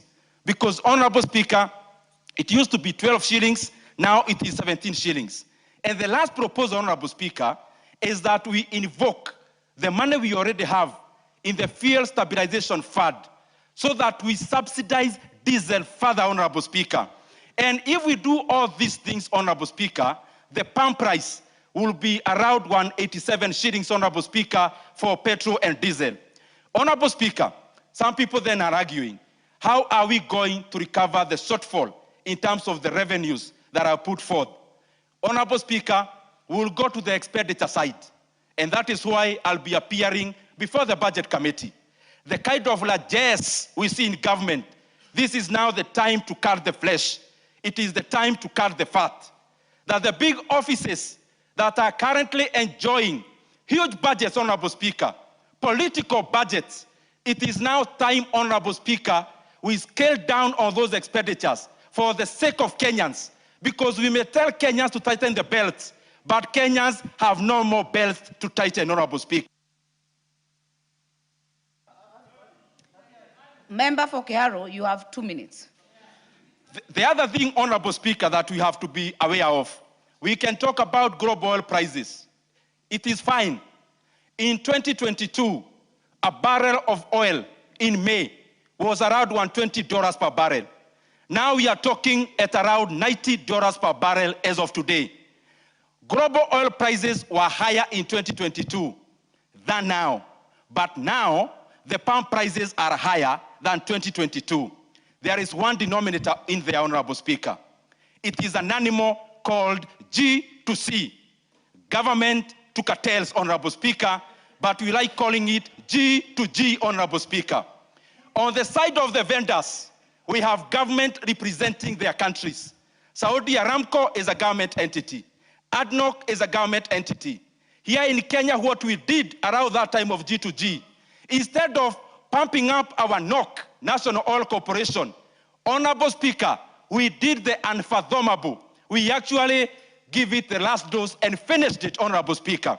And therefore, currently, the government of Saudi Arabia and the government of UAE, in that G2G, on this other side, they are dealing with a cartel which is milking Kenya's, Honorable Speaker, of their money. That there are people currently smiling out of profits when the Kenyan people, Honorable Speaker, are having paid in the...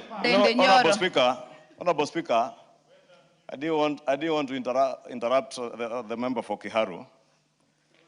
But you know, these are House of Records.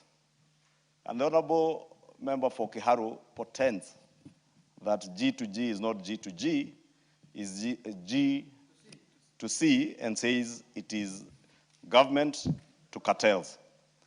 This House and the country would benefit more from the member for Kiharu if he would substantiate and inform this House who are these cartels, because he seems to know them. Number two, Honorable Speaker, the member pretends that global oil prices were high in 2022. It would also be important for him to let the country know what was the cost of freight then, and was the Strait of Hormuz open then and today?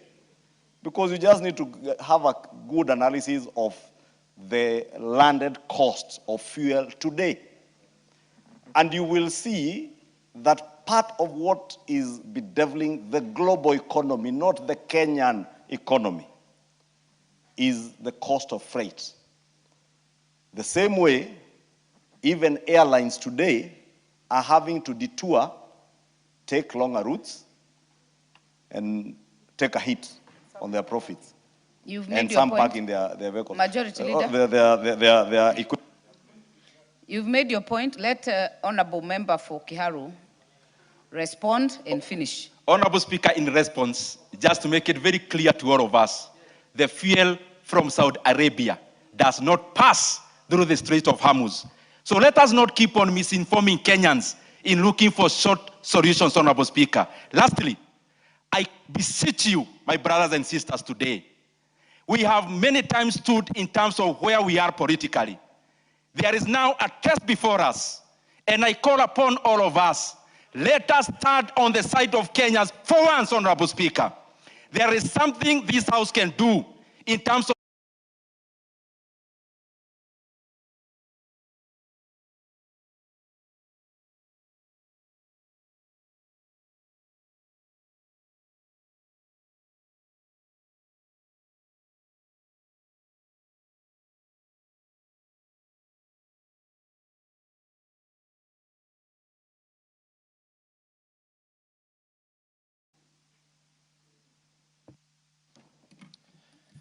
Thank you, Madam Speaker. Madam Speaker, it's true.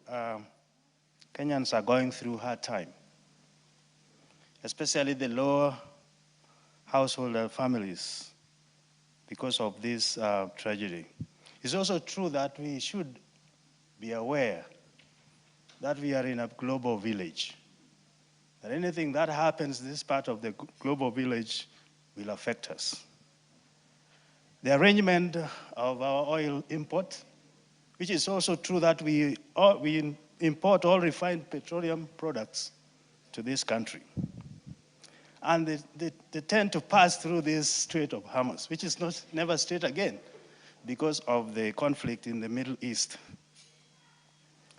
Madam Speaker, that small passage measuring 30 to 39 kilometers handles 1 million barrels of oil a day. And that is the source of our problem. Now, I would just encourage all of us, when there is crisis in the country, our citizens, the common wananchi, looks upon us how we can solve them. And what seems to be missing today, Madam Speaker, is communication. That's why I'm proud of CS John Bahari, what he was doing at Jivanji Garden today. Letting people ask questions as responding to them so that they can understand what is going on. We had it in COVID-19, and we passed through that, and many crises will come, and the people of Kenya will depend on us in order to intervene in one way or the other. The effort of the government, which they have done so far, is okay, but we need to do more. How do we do more if we don't support what the government is doing? And if we branch to politicizing the interventions, then we make it even worse. The lowering of taxes, yes. Subsidies, yes. But I think the long term, which we should always be aspiring to do, is to have alternative energy source, the solar and all this, the wind, so that when crises hit like that, does not paralyze the operation of the country. Madam Speaker, in closing, I want to urge my fellow parliamentarians on what we have just gone through here, talking about decorums and how we shout to each other. And it's not auguring well. We are honorable members, and I feel if there's a message or an opinion to be conveyed, we have to do it with decorum. Lastly, I want to say that let's retreat to our constituents or constituencies and try to do the best we can, including urging the government to give food subsidy to the people. Because right now the production is up, the food prices are up, because they are all based on this kind of energy that we have for their productions. So in other countries, they have done that. All the lower family members have access to a card to food subsidy so that the family members can keep on in their help. But lastly, I disagree with this doctrine of comparison. Each country has different ways of dealing with things and different factors that really drive prices. So we take a lot of time comparing ourselves with this Uganda, Tanzania. Let's deal with our problems as Kenyans and have a solution. In fact, if you go there, you will find a different scenario. There is no common denominator for all that we go through every day as a country in comparison with that. With that, I urge our members, please communicate to our constituents. Let's support the government to deal with this. Only you have government once in a lifetime, once per session, live for any live parliament. So let's support the government to deal with this. Let's give ideas, as I have heard from other members here, so that we can have a amicable solution to what is going on. Politics will not solve this problem. Thank you, Madam Speaker. Very well. Minority Leader. Thank you, Madam Speaker. for giving me an opportunity to contribute to this matter. Madam Speaker, from the onset, I want to say that I sympathize and empathize with the difficulties the Kenyans are going through. It is true that this rise in fuel prices, Madam Speaker, has put a lot of burden on Kenyans, Madam Speaker, both at home and even in their workplace, Madam Speaker, and has put a strain on their pocket, Madam Speaker. So I empathize, and we must come up with a solution. For a fact, the common denominator is that we must come with a solution on this matter.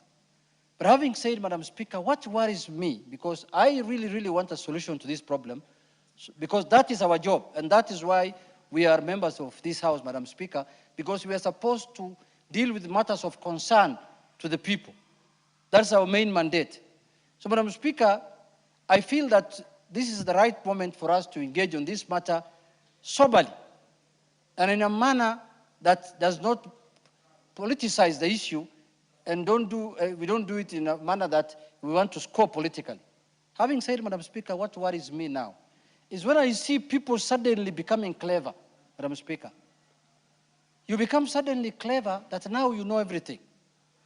Madam Speaker, why do I say so that? Why do I say so? I want someone to tell me on the floor of this House, before this war of the Middle East happened, before there was a war in the Middle East between Iran and Israel and the United States, what was the situation? Because people now want to deny the fact that this is a global problem. They want to make it a Kenyan problem, Madam Speaker. Before the war happened, was there any problem in the fuel system in this country, Madam Speaker? The answer is no. What has brought this problem is after the war is when, Madam Speaker, everyone had his own time to speak on issues. Let us be given time. Madam Speaker, I was not brought this house by someone. I was brought here by my constituents. Madam Speaker. Address the I'm addressing. Those interruptions. Madam Speaker, I am saying before the war happened, there was no problem with the fuel. Now it's a fact that it is the global problem that has affected this country. Number two, Madam Speaker, there's these sweeping statements people make. Oh, Uganda is cheaper in fuel. Oh, Tanzania is cheaper in fuel. That's a very tired narrative in this country that we should stop using. Why do I say so? How do I qualify that? Madam Speaker, our economies are different. The amount of debt that this country has is not the same as the debt Uganda has. It's not the same the debt Tanzania has. And some of the people who have put this debt to this country are the ones speaking here. They are once the chairs of committees, of budget committee.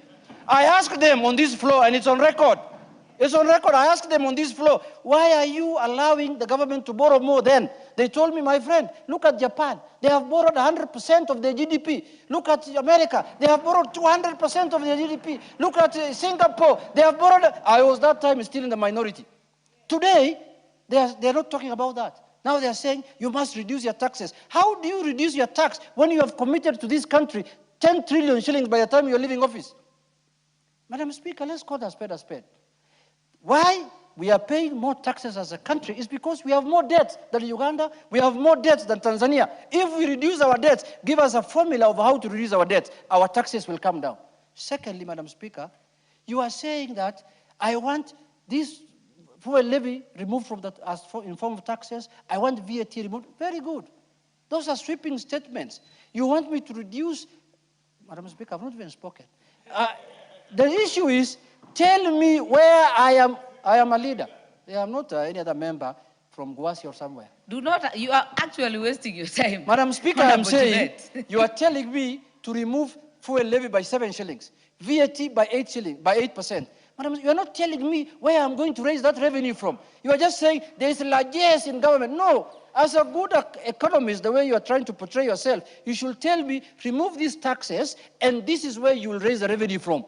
In specific places. I want to go to the issue of G2G, Madam Speaker. Can this House be told what was the situation in this country before G2G came?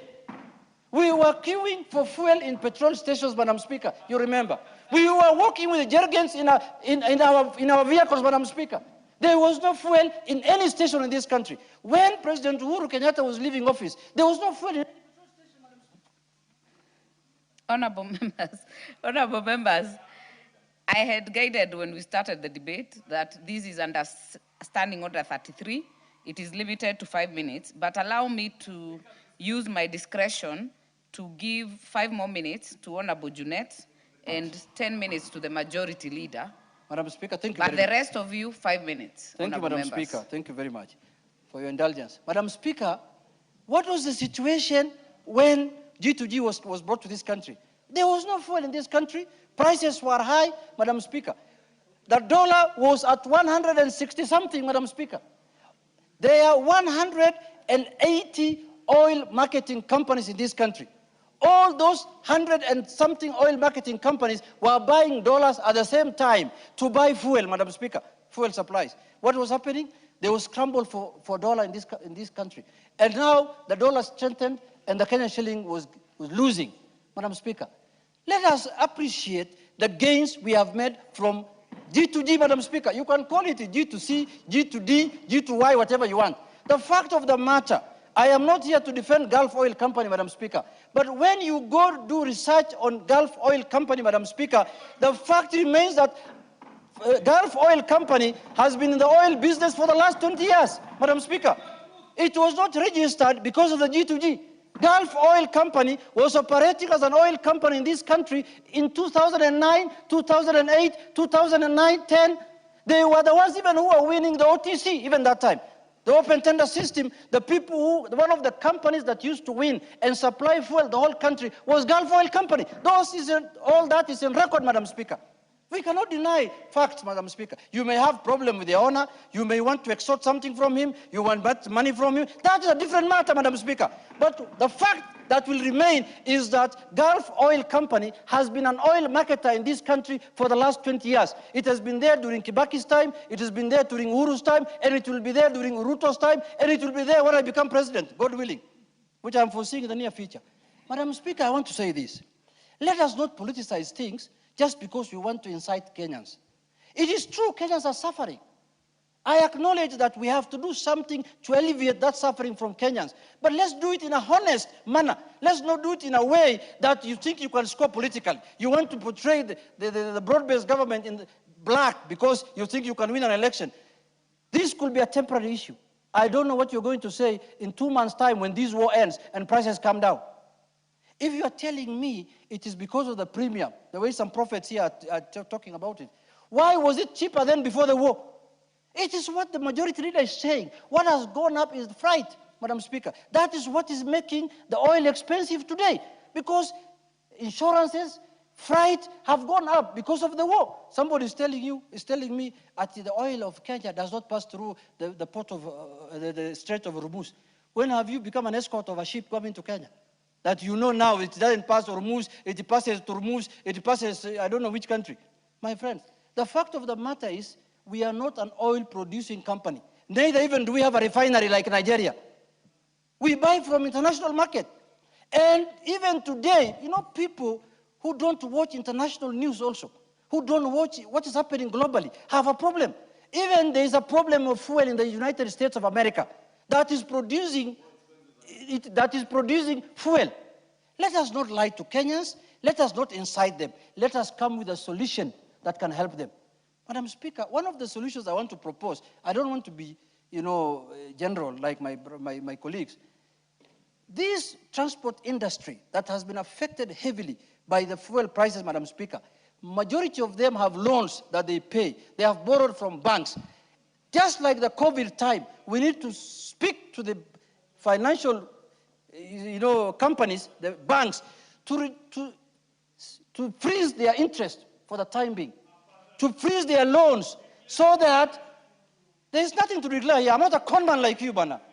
You are Bana, keep quiet, Bana. I don't want to engage you. Honorable Junet, focus. Madam Speaker, it is high time we allow the matatus. And I've come to realize Kenyans need to diversify even in these matatu things.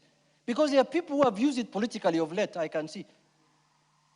We allow the matatu industry to be, the financial companies, the banks, to allow the matatu industries to give them moratorium in terms of payments of their interest and loans.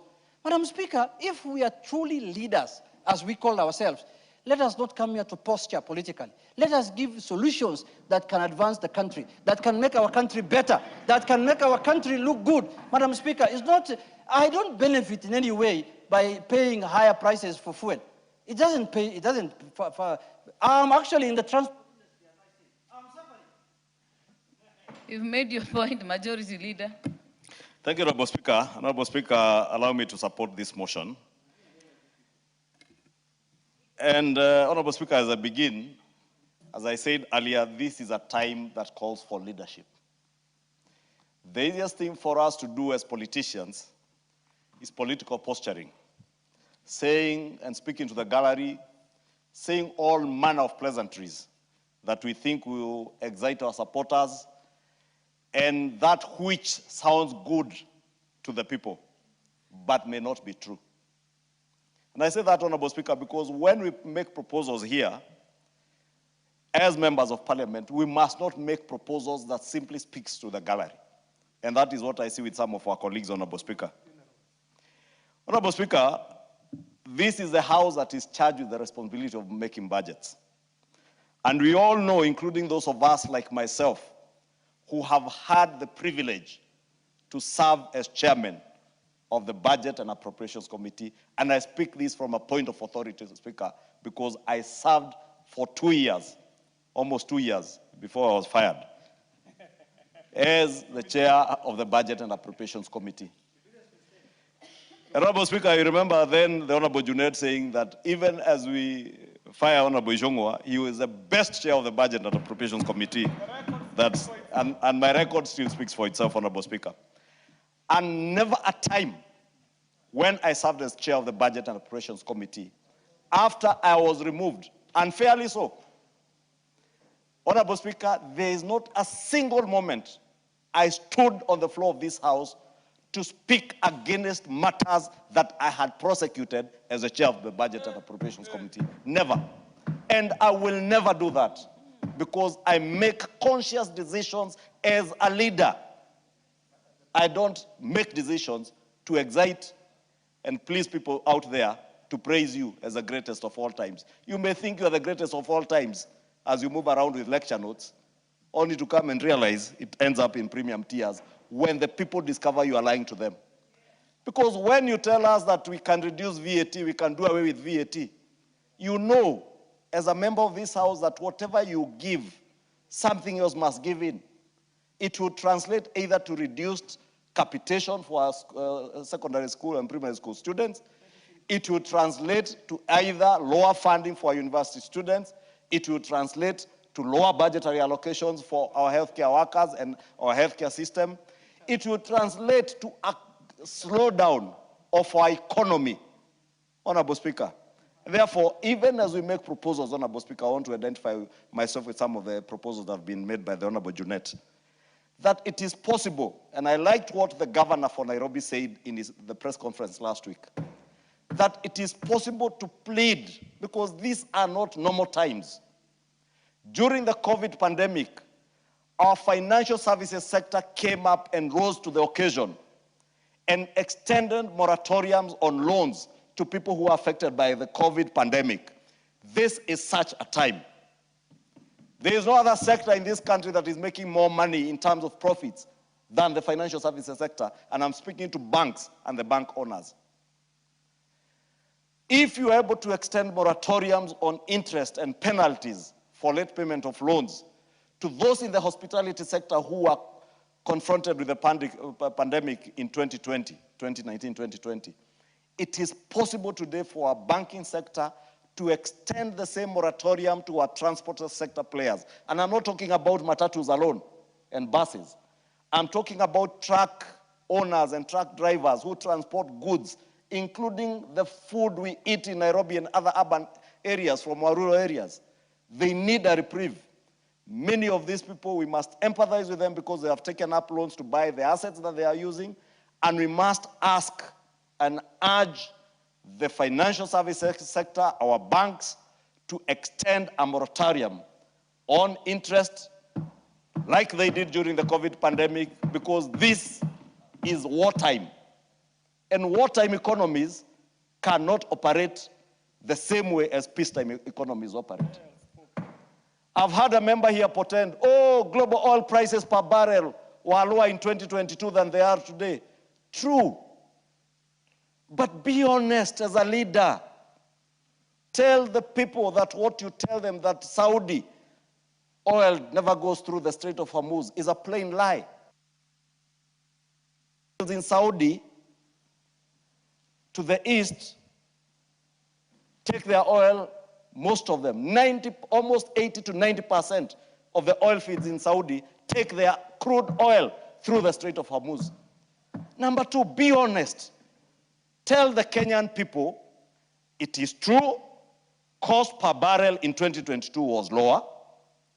But what is affecting us as a country is that we do not have an oil refinery. We killed Changamwe Oil Refinery in the earlier years, before this administration, in the Kibaki days. But today, Honorable Speaker, we import not crude oil. So if crude oil per barrel is cheaper, ask yourself, where do you refine your oil? If you are refining your oil, for instance, in Bahrain, the oil refinery in Bahrain was bombed. What does that do to the cost of the refined fuel that we import, because we import refined fuel into this country? Therefore, Honorable Speaker, what should this motion be doing? This motion is not an opportunity for people to come and posture here, wannabe opposition leaders, like those who are attempting to interrupt me now. Honorable Speaker, they have not the merit to listen to the truth, because the truth stands firm, Honorable Speaker. Order, Majority Leader. Honorable Speaker, there is nothing that I've said that is out of order. Honorable Karoli, Yes, what Honorable is Speaker, out of order? I don't think the Honorable Member is not in order to mislead not just the House, but the nation. What is out of order? His explanation that the closure of the Kenya petroleum refineries has led to increase in the cost of fuel in Kenya. It is the opposite. Kenya, when we had the KPRL, was importing 70% white Honorable oil. Karoli. So it is Honorable, wrong. order, It is wrong. order. What is trying, I am trying to also listen to you. I had you debate, and you gave your point of view. Allow the honorable member to also debate, unless something is totally out of order. Thank you, Honorable Speaker, for the protection, Majority because Leader. the member is on debate, and he had his time. If he can just have the temerity and the patience to listen to me, educate him a bit, just a bit. I may not have the ability to educate him on everything. But, Honorable Speaker, I was talking about the price of crude oil. We do not import crude oil into this country. We import refined product or processed product, Honorable Speaker. And therefore, if we have seen refineries being bombed, what does that tell you in simple economics, in the law of demand and supply, Honorable Speaker? We have been told, Honorable Speaker, oh, the price of oil in Ethiopia is much lower. I must thank Citizen TV and the journalist called Alex Chamwada. They did a very good piece showing us as the people of Kenya how fortunate we are that we entered into the G2G arrangement. That ensures today we are not short of supply. Honorable Speaker, if we wanted to be populist, it is very easy. Cut down the supply of diesel, for instance. If you are consuming 2 million liters of diesel in a day, cut it by half. Use what we have been told as a fuel subsidy. You have so many billions of subsidy. Use that money to subsidize a lower supply of fuel. And that is what many people are doing today. That is why you will see queues and queues, long queues of vehicles. What is out of because order? they are chasing a smaller amount of product. Honorable Nyoro, what is out of order? My point of order, Honorable Speaker, is on the honesty that we need to debate, to have in this debate. That you are very quick to give examples of Ethiopia and Burundi when it's convenient. Why can't we use the examples that are there of a country like Uganda, Member which for transports Keharu. fuel through Kenya? Order. Member for Keharu, I had Honorable Karoli give examples, and there are points of debates. allow members to give examples as they deem fit to fit their Honorable submission. Speaker, thank you again, Honorable Speaker. I told you these people have no patience because the truth at times becomes very bitter and painful. But let me take you to Uganda, Honorable Speaker, because that is the point I was on. It is possible for us, if you wanted to be populist today, to cut down the supply of diesel, for instance, use the resources, because you subsidize fuel per liter. Therefore, if you are subsidizing, say, 2 million liters of diesel being consumed every day, just cut supply by half to 50%, then do what they are doing in some countries. Make the fuel very cheap, but unavailable. What does that do to our economy? Those are the questions we need to be asking ourselves as leaders. Because I can stand here, Honorable Speaker, and pontificate all manner of goodies and sweet nothings, but they will not help this economy.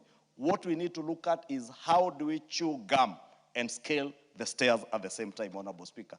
And we must not look at this thing from a short-term perspective, Honorable Speaker. We must look at it in the short term, medium term, and long term. And long term, Honorable Speaker, is what government has done through the National Infrastructure Fund.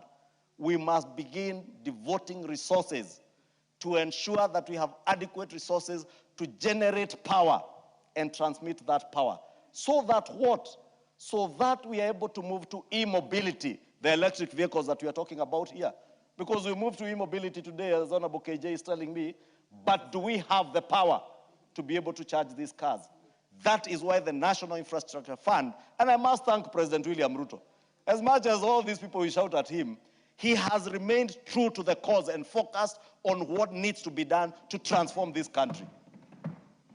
And he has done that amidst all this noise and shouting and insults.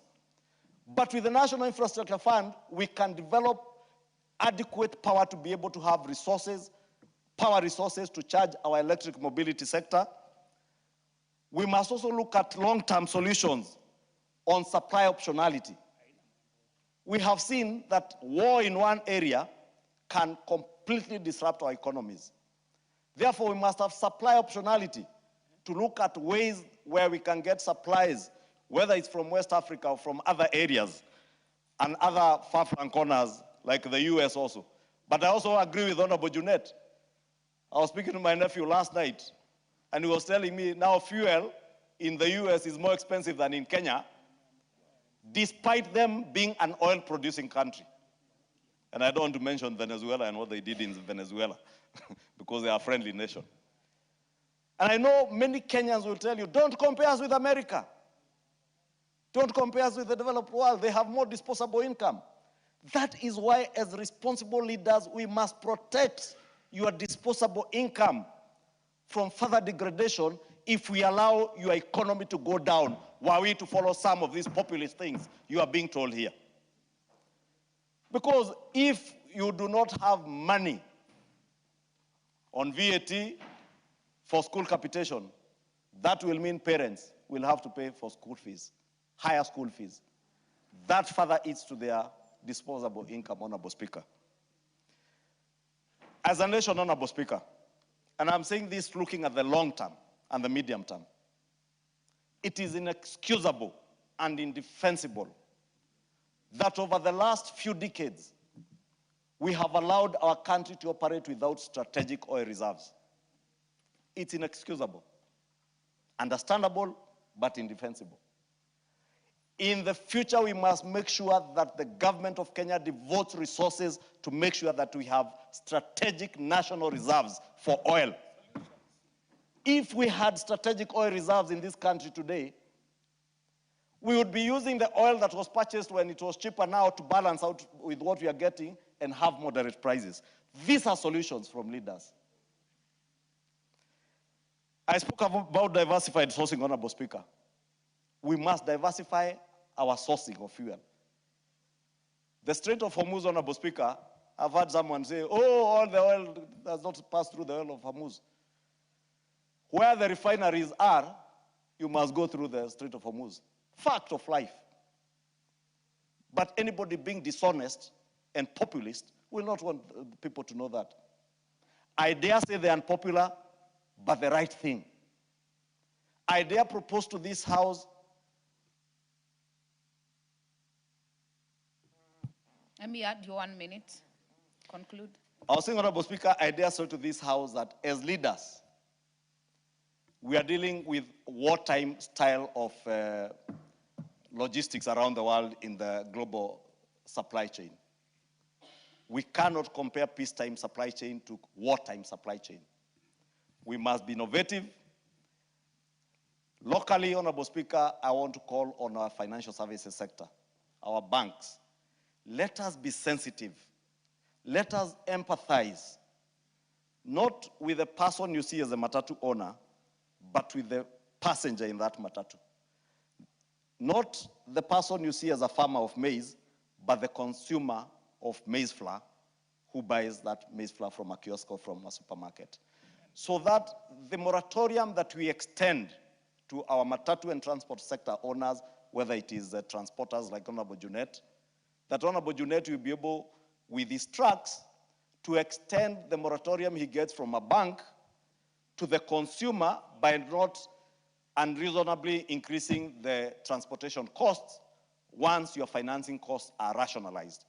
And I want to ask that part of what we should be doing today as a House and as leaders, not as politicians, is working on means and ways on how we'll help our banking sector first to extend those sort of moratoriums that they did during the COVID pandemic to the hospitality industry. Let us see the same. And I hope the Kenya Bankers Association, because I've seen them appear before the Finance Committee, will be speaking to some of these issues. And I want to plead with them from the floor of this House.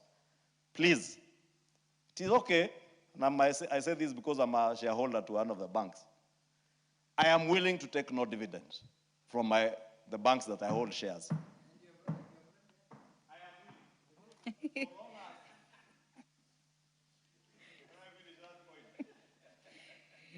Honorable Member for Kikuyu, I am told by the minority whip that your girls from Alliance are waiting for you back here. So I'll wind up, please. I was winding up, I was saying, as a shareholder to banks, Honorable Speaker, I am willing to take a lower dividend or no dividend at all to help us navigate through this wartime season. Honorable Speaker, finally, let me plead with the Prime Minister of the State of Israel, with the President of the United States of America, the most powerful nation in the world, and the Iranian state, to put the lives of the people of the world ahead of all other considerations. I pray for peace. I pray for the reopening of the Strait of Hormuz as much as I pray for our local politicians to see beyond this season, to see to it that life or the lives of Kenyans is more important than their political posturing, Honorable Speaker. Very well. Thank you, Honorable Speaker, and I pray, Honorable Speaker, that as we move to the finance bill, we will see the bank owners and the Kenya Bankers Association bring in proposals on how we can help them to be able to extend some of these moratoriums to the people. And in closing, Honorable Speaker, to the government and the people of Kenya, the leaders of the people of Kenya, through the National Infrastructure Fund, let us start thinking about alternative public transportation.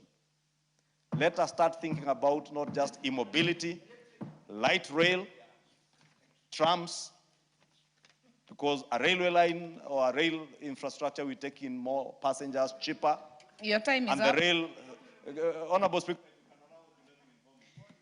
Your time is up. The next one will go to the member for Malava. Your card has been malfunctioning. Honorable Ndakwa. Thank you, Madam Speaker. I rise to contribute to this important debate on the soaring of prices of fuel in our country. Mr. Speaker, the situation continues to hurt ordinary Kenyans, and especially the poor and the vulnerable members of our society. Mr. Speaker, looking at the prices on the pump, the fuel is not just a commodity. It directly affects transport, food, electricity, even the fees we pay for our kids, and almost, Mr. Speaker, sir, every basic necessity of our society. Member for Malava, definitely not, sir. The speaker is definitely not, sir. Madam Speaker. Unless you're seeing what I'm not seeing. Madam Speaker, you pardon me. I'm used to, Honorable Wetangula, our Speaker, has been there. So, Madam Speaker, I hope you pardon me. As I continue, I'd like to say that, Madam Speaker, the burden of fuel prices going high, it is a burden that is transferred to the common mwananchi in the villages, in informal settlements in towns, and also it is a high cost that is being led to the people whom we serve, and this is the time we should rise up as people of this country, not just as politicians. Madam Speaker, as leaders of this House, we must move beyond lamentations. We must also provide solutions, and they should be very practical, Madam Speaker. We are talking about the economy of this country, which is a pressure being mounted on a common person. And where I come from, Malava constituency, Madam Speaker, farmers are paying more to transport their farm produce like sugarcane. They are suffering in doing their daily businesses, and they're also spending more in the operations, in the families. And it is about basic household needs. Madam Speaker, this ripple is devastating, and it is mainly transferred to the low earners. As a solution, Madam Speaker, looking at what we must measure as a House to put everything at rest and making it a continued measure to cushion Kenyans, the government should strengthen and properly utilize the fuel standardization, which stabilizes the fund to protect consumers. And this is mainly looking at the certain global risks, whereby when the calf sneezes, we as Kenyans here, we shiver, and when the Americans or USA loses its diplomacy, we are affected. Madam Speaker, such a funds should be put to correct use during these difficult times, and should not be left to be dormant at all times. Madam Speaker, we should also invest in more affordable and reliable public transport systems, because over-dependence on private transport, it is a burden to workers and traders. Madam Speaker, as a solution to Kenyans who are suffering more, this House should support policies that encourage local production. Madam Speaker, we should have renewable energy, and also, where Mheshimiwa majority said, we should have renewable alternative energy sources, where we have strategic natural reserves that will give us a long-term solution. And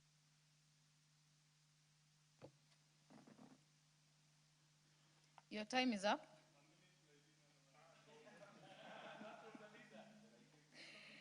I had already given direction, Honorable Member. Let us utilize 5 minutes so that all of you get to speak. Honorable Member for Magarini. Asante Mheshimiwa Spika kwa kunipatia nafasi hii nikaweze kuchangia mswada huu. Naunga mkono na kwamba ni hakika Wakenya wanahangaika. Lakini pamoja na kwamba hakika Wakenya wanahangaika, haijatupa nafasi sisi tukiwa viongozi kwamba tukaweze kutumia wakati huu kufanya siasa. Ni rahisi siasa ya kupinga, ni rahisi siasa ya kubomoa kuliko ya kujenga. Ninavyofahamu ni kwamba kuna kila jitihada inayofanywa ili kuona kwamba bei ya mafuta imepungua, ili kila mmoja akaweze kufurahia. Lakini si kweli kwamba tutoke hapo na badala ya kuwaambia Wakenya ukweli, tuende tukawahadae, kwa sababu neno la uongo ni tamu kuliko ukweli. Mheshimiwa Spika, ninafahamu ya kwamba serikali na hususa rais yuko na mipango ya kuona ya kwamba mafuta wakati mchache ujao tutakuwa tumerudisha ule mtambo wa Changamwe. Hata kama hautajengwa Changamwe, utajengwa mahali pengine popote pale, iwe ndani ya nchi ama nje ya nchi, lakini ni mtambo ambao tutakuwa tunautawala na ni mtambo ambao utapunguza moja kwa moja bei ya mafuta na kila mmoja atafurahia. But tunahitaji, samahani Mheshimiwa Spika, lakini tunahitaji subra. Subra ndiyo itatuletea yale mema yote ambayo tunayatarajia katika nchi hii. Lakini matamshi yetu ya hapa na pale, iwe ni matangani, iwe ni katika mikutano yetu, hiyo haitatusaidia kujenga nchi, bali itatusaidia kuibomoa nchi. Nikikumbuka vizuri 2005, ndugu yangu bahati mbaya leo hayuko hapa, ningesema hivyo hivyo atakiwa hapa. Kuna wakati mmoja alisema, ndugu yangu Kaluma alisema, hii nchi lazima watu watwangane ndio heshima ipatikane. 2007, 2008 hayo yalitokea. Heshima ilipatikana. Ni madhara ndiyo yalipatikana katika nchi hii. Hivyo basi ni wajibu wetu tukiwa viongozi tuone kwamba matamshi yetu yawe ni ya kujenga nchi.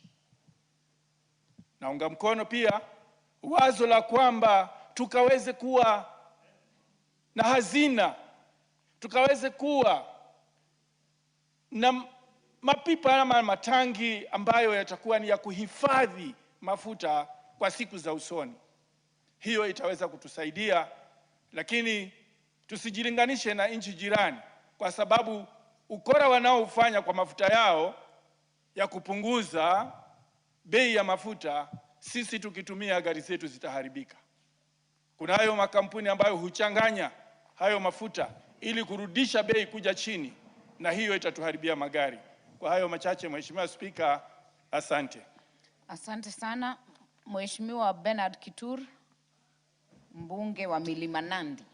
Thank you very much, Madam Speaker, for the opportunity to also contribute on this very important conversation, and to appreciate also the Speaker for allowing that we have this opportunity. I know Kenyans were expectant that today, when we are opening up, when resuming up the recess, this is a serious conversation that we needed to have.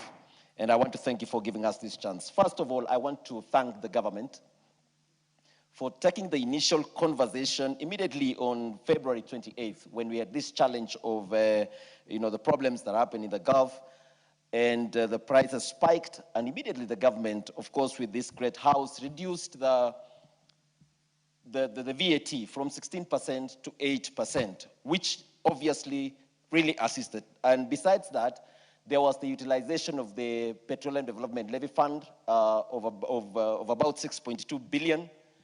And that was an immediate measure that was done. None of us expected that this was going then to take quite a long time of having the war continue. But nonetheless, we've had conversations as a country, we've had conversations as leaders of various industries, I mean, the matatu industry, transport industry, and I want to thank all those Kenyans who came afore. I want to thank the leaders also in the executive who participated in this discussion. Now, Honorable Speaker, I want to encourage, and I, of course, appreciate President William Ruto, that part of the things that is proposed is that we go to have electric vehicles in our country. And for the first 100,000 vehicles, they have a window that they can be able to import some of this with, reduced levies, which I think Kenyans must now use that opportunity, and also moving us into appreciating the e-space, the space that then electric vehicle space. And I want to also encourage that we also still give more, support that we can have the local manufacturing around that space. Of course, someone else had also suggested that let's also have the bus rapid transport system that then will carry most of us and we reduce the utilization of too much fuel within. Also, the concerns that I think is global and real is that when you look at countries like the US and the Europe, they really have a huge power in terms of keeping this, enough reserves. In our country, we have about 20 days. Other countries do have 90 days.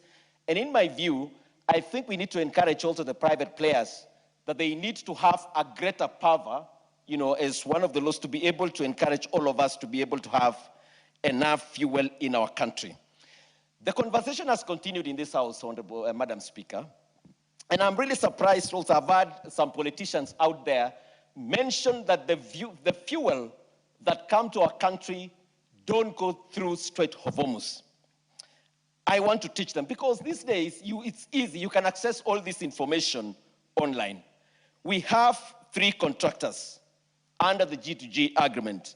The Saudi Aramco, which we all know, the Abu Dhabi National Oil Company, and the Emirates National Oil Company.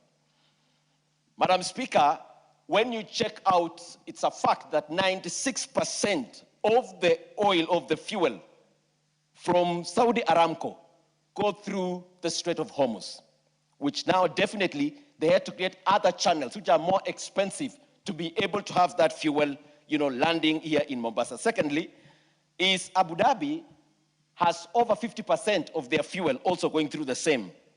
The Emirates NOC have 96% of the liquefied natural fuel, as well as the crude fuel is 55%. So it tells you clearly that all this fuel go through Strait of Hormuz. And therefore, when there is a blockade, they have to create other ways of how to get this fuel in Mombasa. Therefore, the landing cost has gone way up. And I would be expecting that then leaders who will be speaking going into the future must be honest to Kenyans. You don't speak as it suits you. There are also facts that must be backed up on what we're talking about.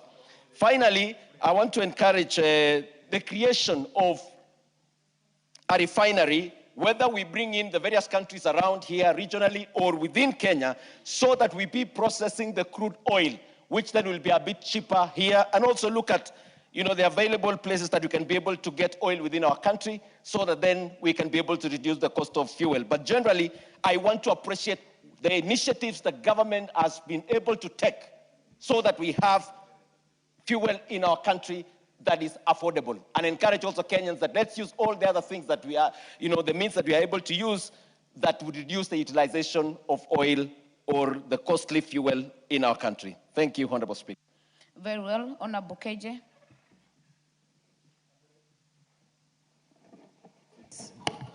Honorable KJ is from Dagoretti. I thank you, Honorable Speaker. Yeah, and so I would Dagoretti also, South. This is Dagoretti South, the great Dagoretti South constituency. And Honorable Speaker, allow me to start by just commending the members of Parliament for adjourning very serious business to discuss this very serious matter of national interest, because this is a matter that can only get solutions in the House that makes budget and the House that is also involved in proposing taxes for this country, Madam Speaker. And as we approach this debate, Madam Speaker, my first plea would be for us as members of Parliament to be true to the mantra that calls us to the wisdom that he who comes to equity must come to equity with clean hands. In the sense that, Madam Speaker, that we as a House, is that we are the ones who are responsible for the taxes that Kenyans are faced with.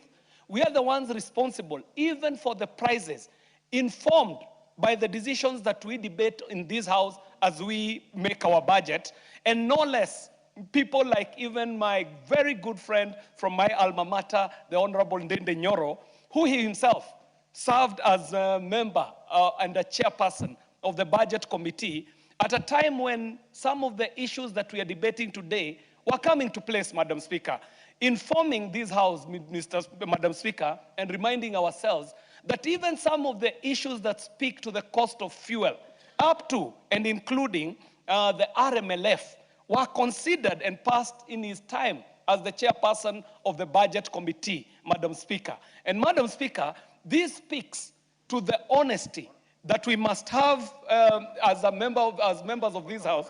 Honorable Ndende Nyoro, what is out of order? I would never have wanted to interrupt Honorable KJ, but he mentioned my name adversely. And Honorable KJ has been in this parliament now going to 10 years. I think he knows better that the rules around taxation, RMLF, VAT, and no others are not the domain of the Budget Committee. Please, Honorable KJ, take time to read the standing orders, orient yourself, and I hope you can become a better member of parliament.